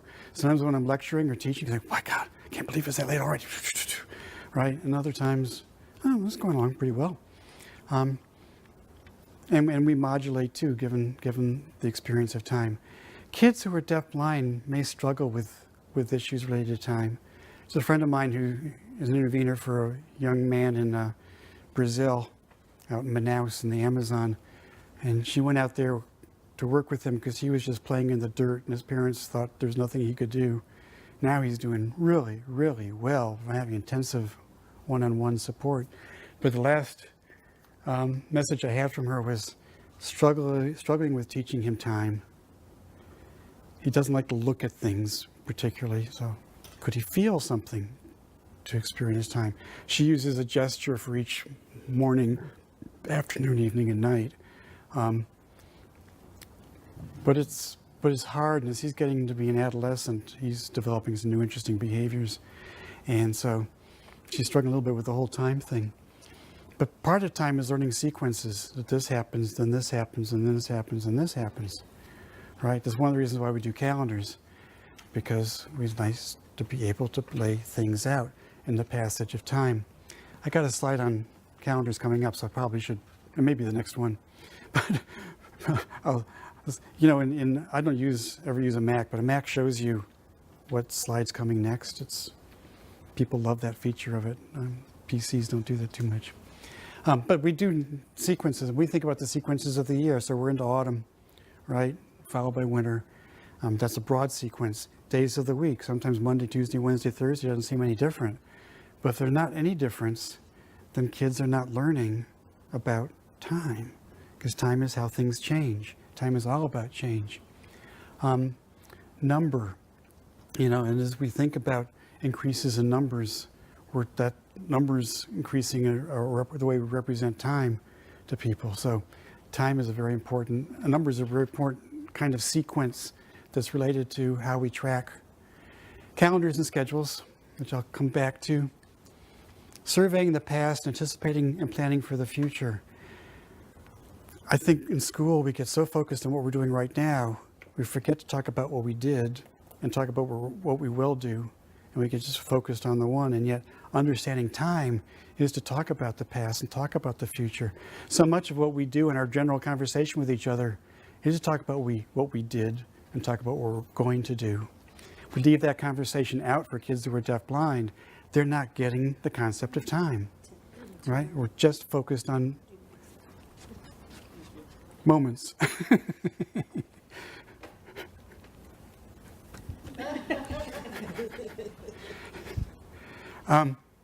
So, repetitions with markers. Have you ever had that experience where you drive someplace new and it takes a long time and then you're coming back, you got all these markers that you noticed and it goes faster going back? I don't know, we drive way up to the Keweenaw Peninsula in the UP for where we own a place, and it's like an 8.5 hour drive. It always seems longer going there than coming back, although I have so many markers going there, it's not that different anymore. But the first time it seems like it take forever because I'm exploring something new, but coming back I had all these markers. Markers are, we mark our time, we mark time. It's a phrase, right? Marking time. And then there are various kinds of adaptive timepieces. I don't know very much about adaptive timepieces. I got pictures of a couple.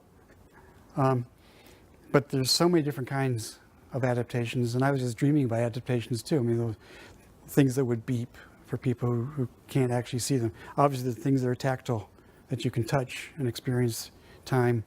I like the things that where the blue, gets diminished as time passes, and so a person can visually see, how the time goes. I remember growing up in the car, are we there yet kind of thing. So this is where we are, and this is where we're going, point along the edge of the side of the car.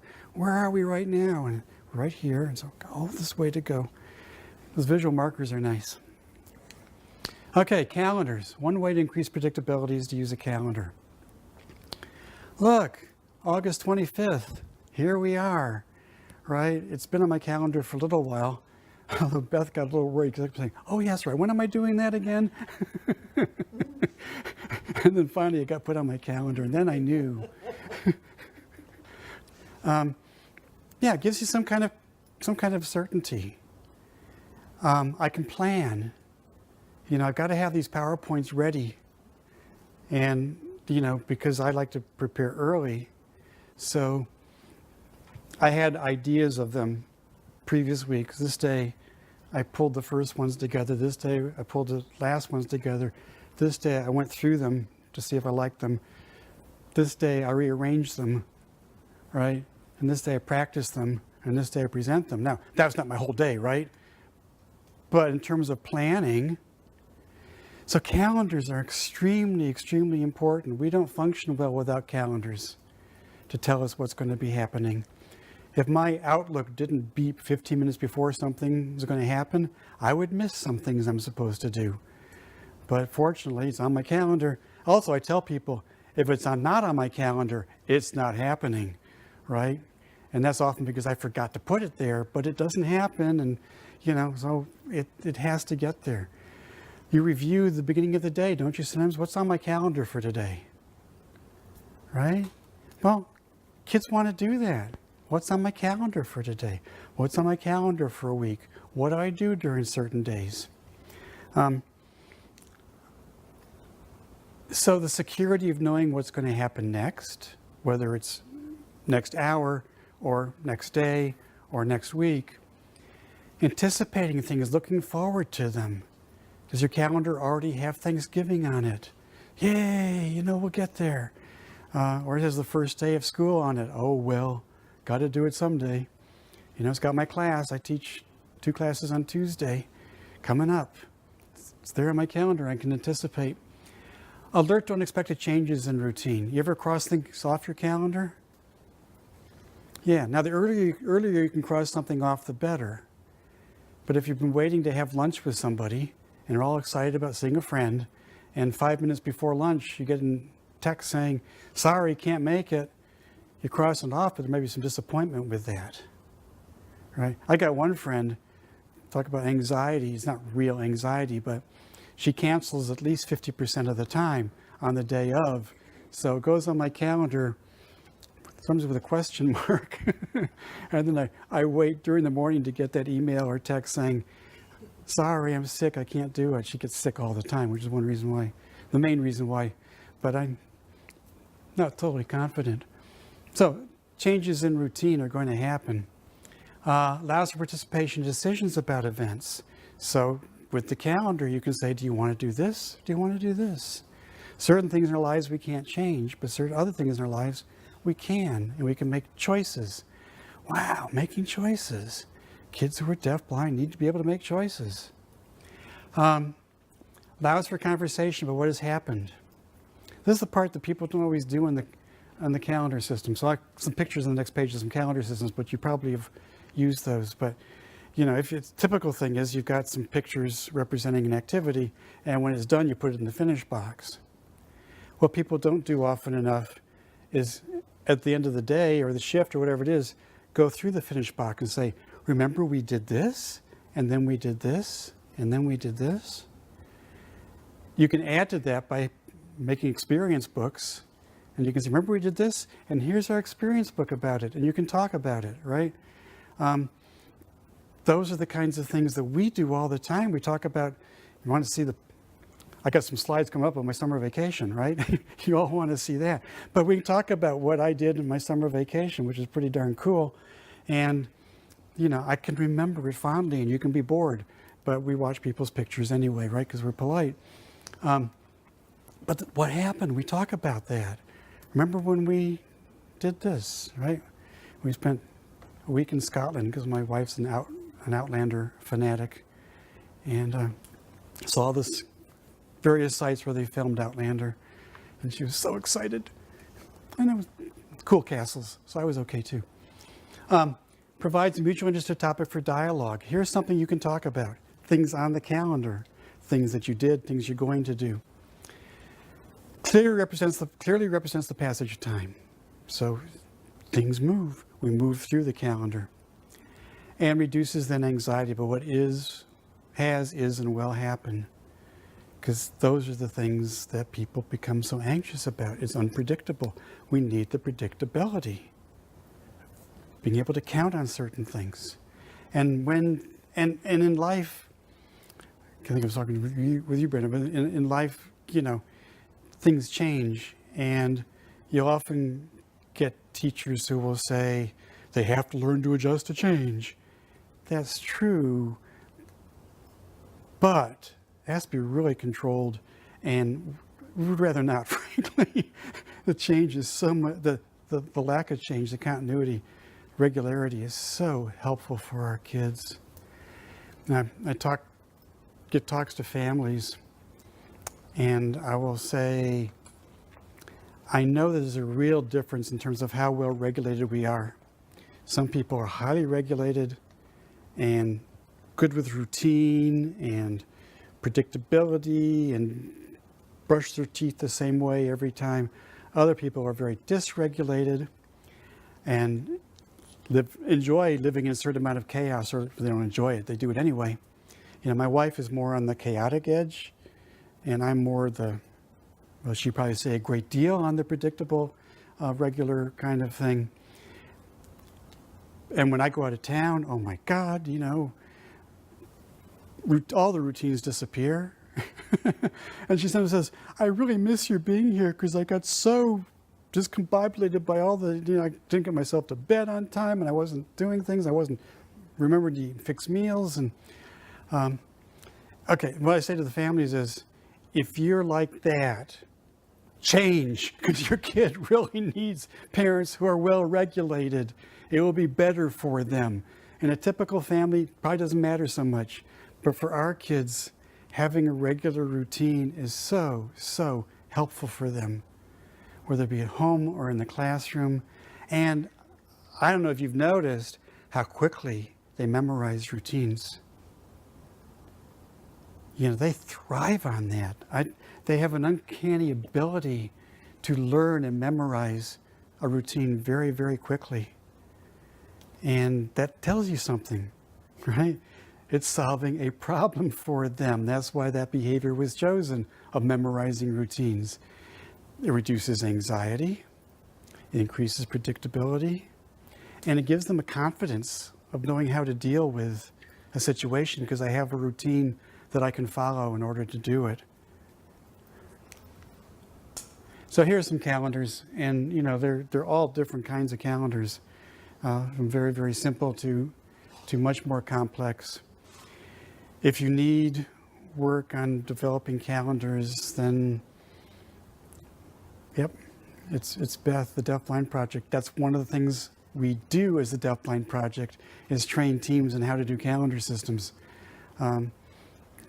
It's I've got an hour-long presentation I do on calendar systems, but that's just us scratching the surface.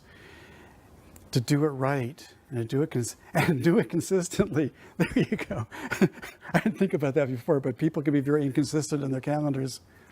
And it's funny, parents will contact me about the behavior of their kid, and they'll say, well, do you have a calendar system? And I get one of two responses usually, no, we don't use that in the summertime. All right. I can tell you why your kid's having behavior problems already. Or they do it, but when they tell you how they do it, they're not doing it properly. And sometimes they're doing it very differently than the school is doing it, which can be okay, but it can also be confusing. But sometimes the school's not using it properly either. It's become very popular for autism, so I think more people are learning about it. But I was telling Beth, one of my doctoral students is going to develop a whole training package on doing calendars, because it's something that is talked about so much, but I don't think implemented very well. Because sure, we got calendar systems up there on the wall. Well, how are you implementing it? That's the problem. Even at Jacob's house, part of the problem with the 14 different interveners or caretakers, they don't all do it consistently. Some don't even do it, although they know he may drop by any time, and we'll look. I will look and say, oh, didn't get to the calendar today, huh? Well, Jacob was having a bad day, or being kind of lazy today. Say, nope, you got to do the calendar system. Spaces and places. There's Jacob. This was at a charge conference in Scottsdale, Arizona. Yeah, Scottsdale. It was a very difficult place to navigate in the sense that you came in certain doors, and you had a long hallway, and then you turned to your left for another long hallway, then you turned to the right for a much shorter hallway, and then you turned to your left, and at the end of that was where the rooms were to your left.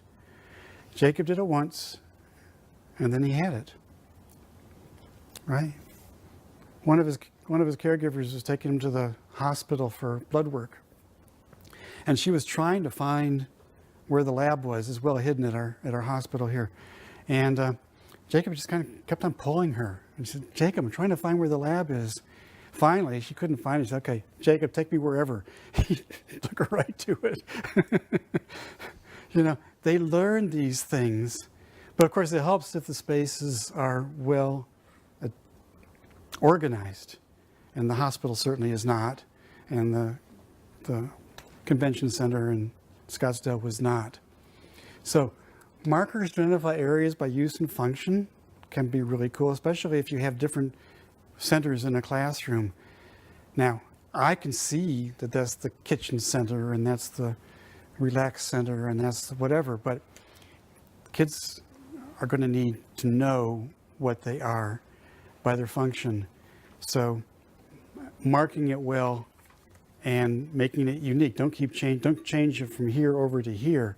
Keep it the same, right? Accessible. Jacob's house does not have a lot of extraneous things. No coffee table. Why is there no coffee table? Right? One thing that people trip over all the time, even sighted people, is coffee tables. There's no television in his house. He doesn't watch television. Never would ever look at a TV for whatever reason. That's not a charge thing, because lots of kids with charge love TV.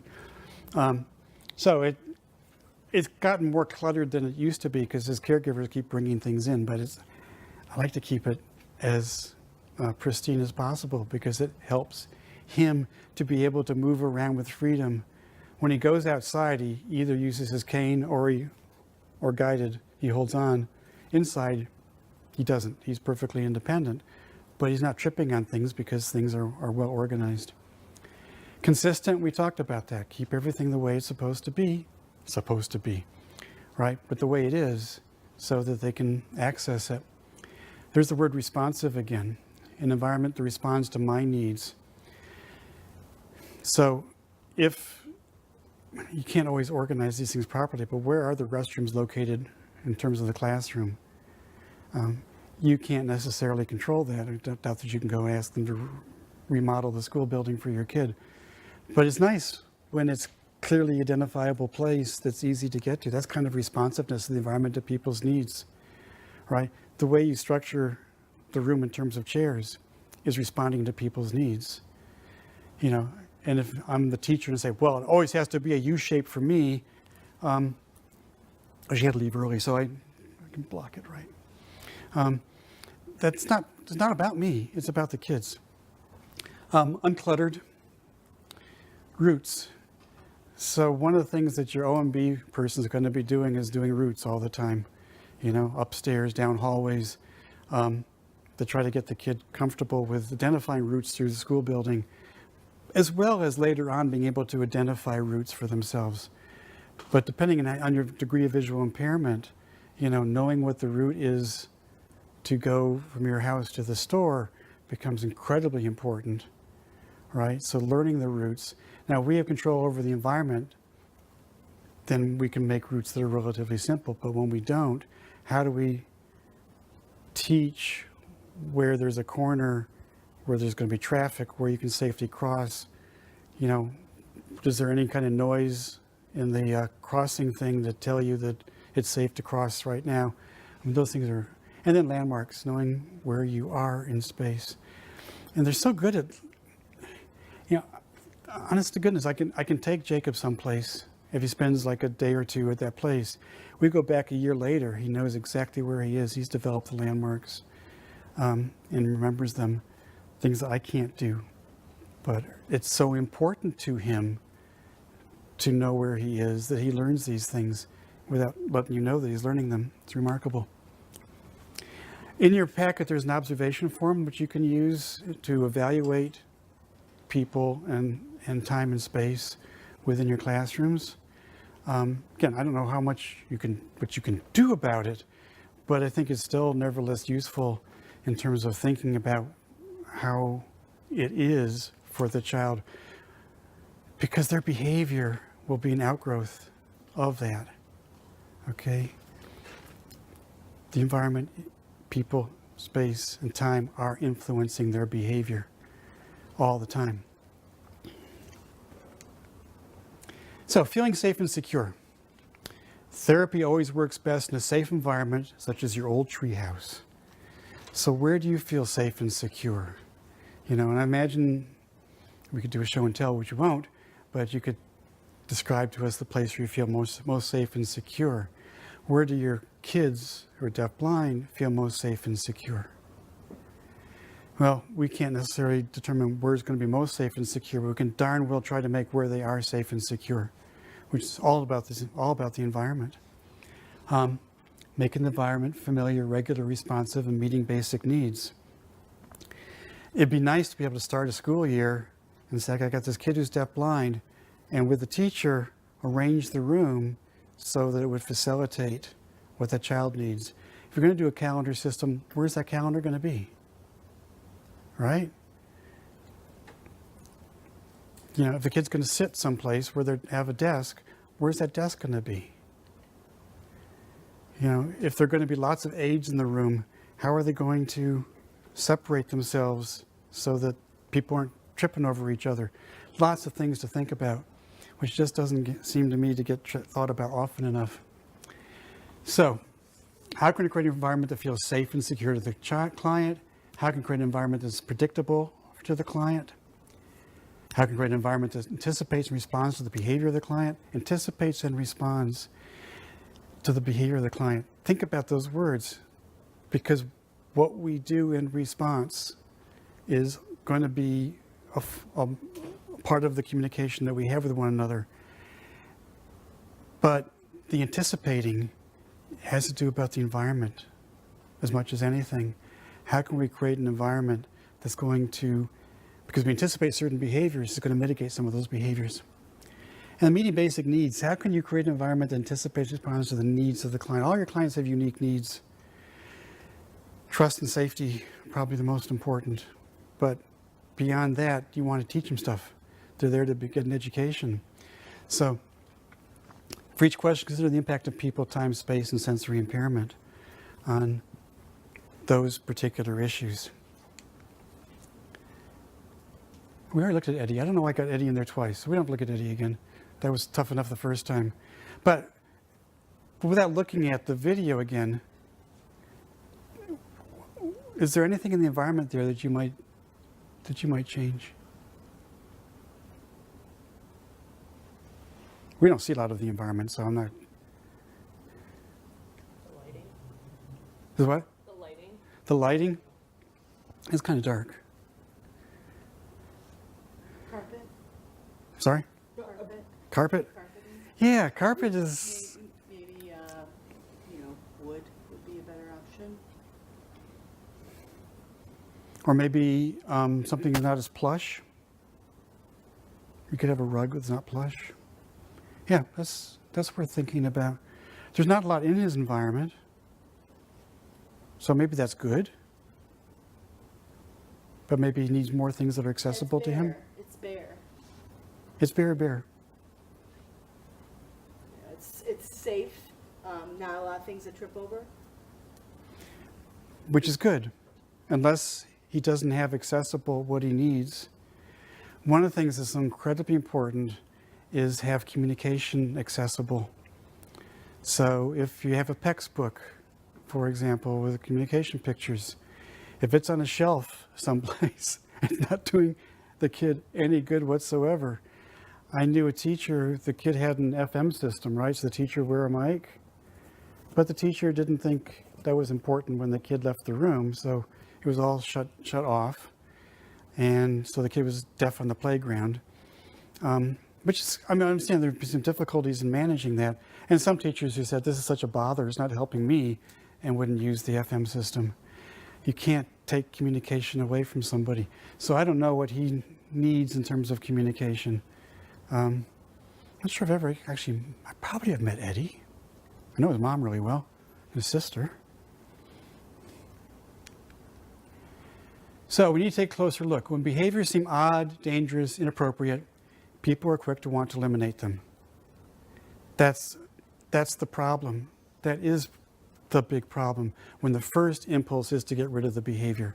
I'm not saying we should embrace the behaviors, embrace the weirdness, but not necessarily the behaviors, right? Some behaviors have to be eliminated, no doubt about it. But that's not the first thing, because so often the behaviors are highly functional for the child, highly functional within their environment. You take it away from them, and what do they have left?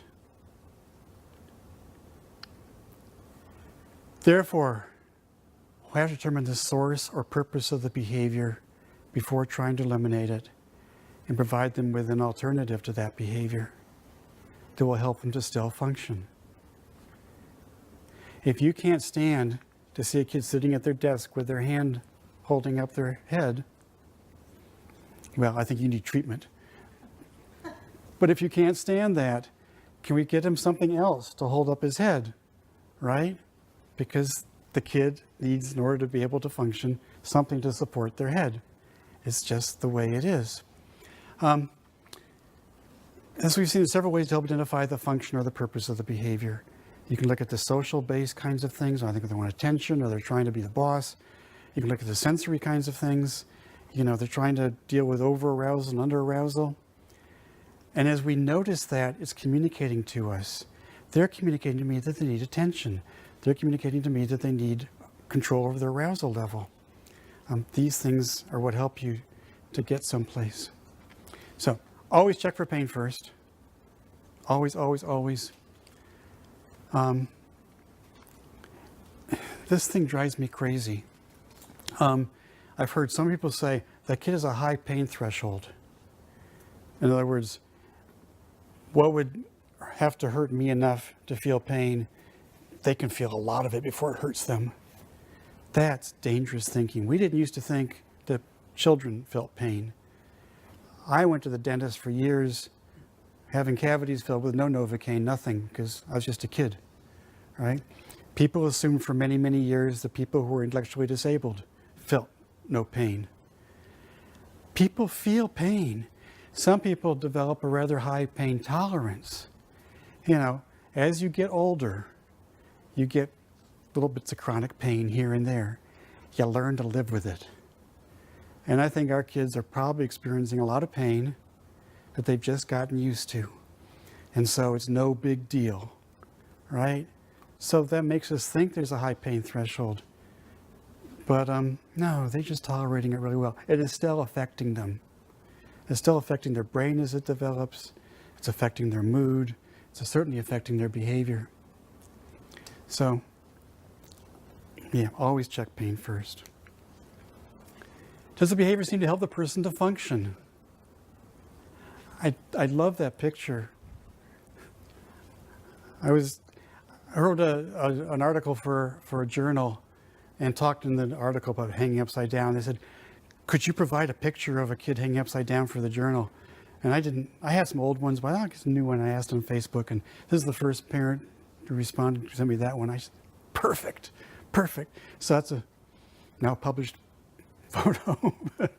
But yeah, how are we helping them how do they move towards their own goals? Well, I want to be able to function, so I'm going to hang upside down because it allows me to. How do they communicate? Hanging upside down tells you something about what's going on with them. So remember, the behaviors help them to function, even if they're functioning badly. This is what they found that might work for them. And even if it's not really working terribly well for them, it's the only thing they thought of. We can be creative and think of something else that might work even better for them. Things that help: communication. All behavior is communication. Learn to read it. Recognizing and supporting goals. You know, what do they want to do? What do they want to achieve? What do they want to accomplish during the day? Calendar systems really, really help with that. But this also helps to build self-regulation in them as they learn to get themselves under control to achieve what they want. I've seen kids with charge put themselves through torture almost because of something that they wanted to be able to do. Trust and follow the client. Follow the client. That was a Jan van Dyke thing, and it's a David Brown thing. It's look what they're doing. Follow along with them to understand what they're experiencing so that we can educate them. Their behavior is often their method. Mindfulness. Tai Chi, yoga, meditation, being still and calm. A lot of kids with disabilities are doing yoga, and that seems to be working really, really well. Brenda and I were talking to the break about Tai Chi, because Sharon, who did the thing with Ashley and the colors, developed a method of Tai Chi, which she called Fun Chi, which had fewer demands on the. In fact, you can do it sitting in a wheelchair. But she used a lot with kids who are deaf, blind, and kids with charge, and we've been doing some research projects seeing the benefits of it. So those things are helpful for all of us, helpful for our kids. Order and routine, making life predictable using calendar systems. I don't know how you, so Beth and I were talking about a family that we know that didn't use calendar systems for years, even though we kept telling, calendar system would really help this kid. And, well, we don't have time. It sounds kind of complicated. I was just went to a conference with the mom who said, oh my gosh, we started using calendar system. Just change this behavior. I know, you've all been telling me this for years. She's very open about it. It is magical. So here's a kid who's just fascinated with fingers. I'm closing up here, don't worry. But just fascinated with fingers. So how do you explain that? What's it doing for her?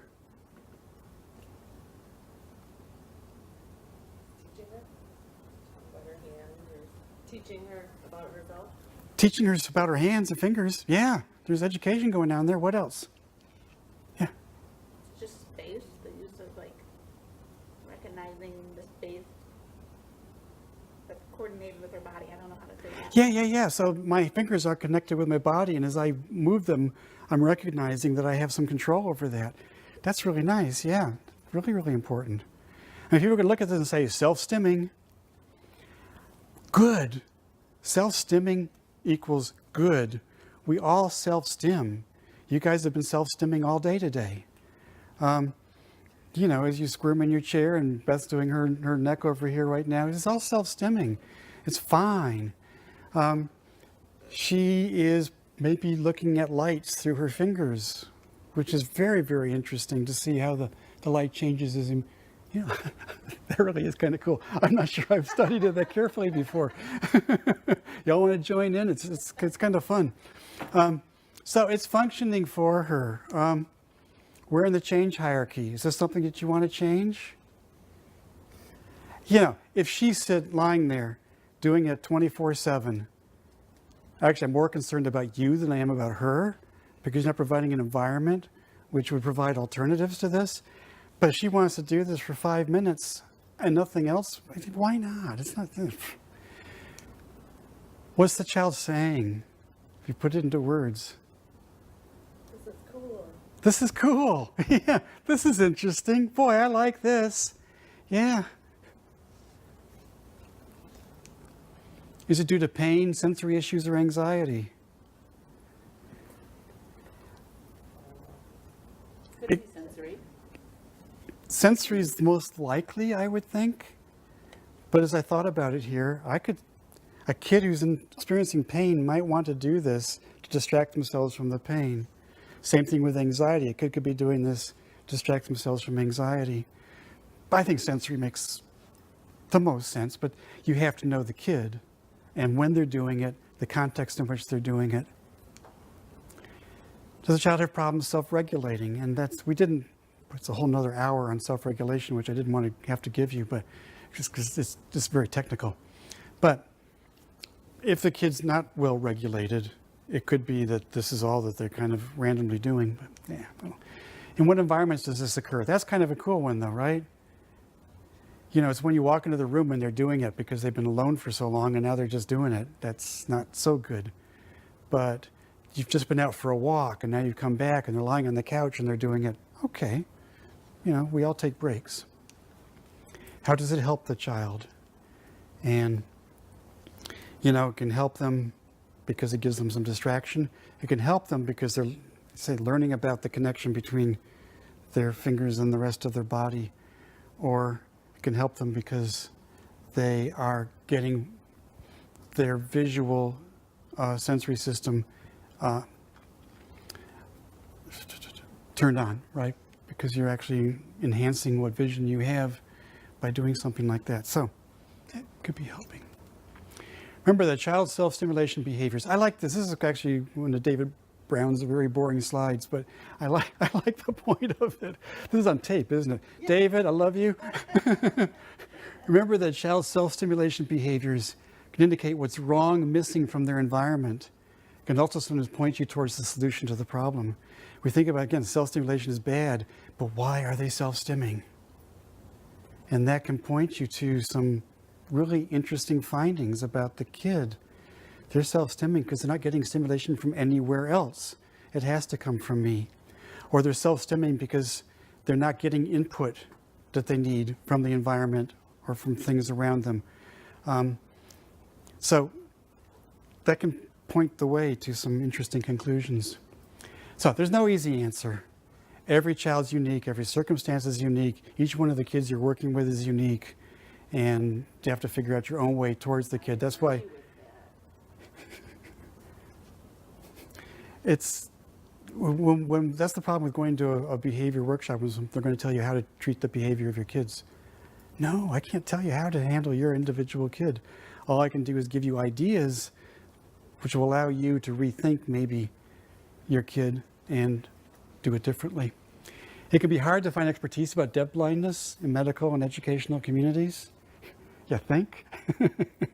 It's really, really hard. It's hard for families. It's hard for parents. Oh my gosh, you take the kid to the doctor. You have to explain everything to them. You take the kid to school. You have to explain everything to them. And you get so tired. So having an intervener, that's what parents all over the country are saying, how do I get an intervener? How do I get an intervener? Because there's someone who actually knows something about deafblindness, and I don't have to teach you about it. So that's wonderful. Behavioral issues are predictable. You can predict every kid's going to have a behavioral issue. That's something that strikes me sometimes at the school. They see the deafblind kids and they say, oh, their behaviors are really bad. Look, they don't look over at the regular kids. Their behaviors are just as bad. They're just different, right? So, come on. But they're not inevitable. Bad behaviors in children are not inevitable. Predictable, but not inevitable. They can be managed if we understand them. But we have to understand why a kid might have chosen that behavior.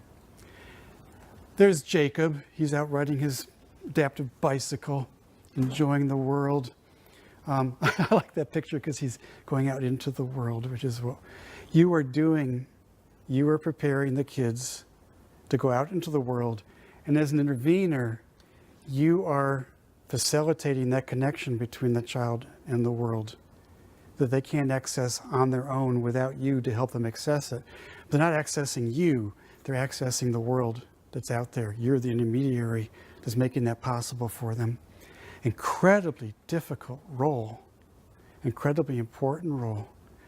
And tell everybody you know to come become a deafblind intervener through the CMU's Deafblind Certificate Program.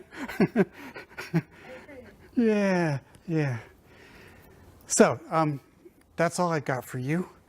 But I'm happy, really happy to answer questions, general, specific about your kid, whatever would be helpful to you. Or Maybe I'll just wrap up and then we can fade out the video. So sure. Maybe we can thank Tim for coming today. And DB Central, as you guys probably know, is funded by the United States Department of Ed. So evaluation is very important so that we can continue to offer trainings like this. So thank you for coming today, and we appreciate your time and hope you'll be at our next event. So, and if you have trouble filling out your evaluation form, I can help. Thank you.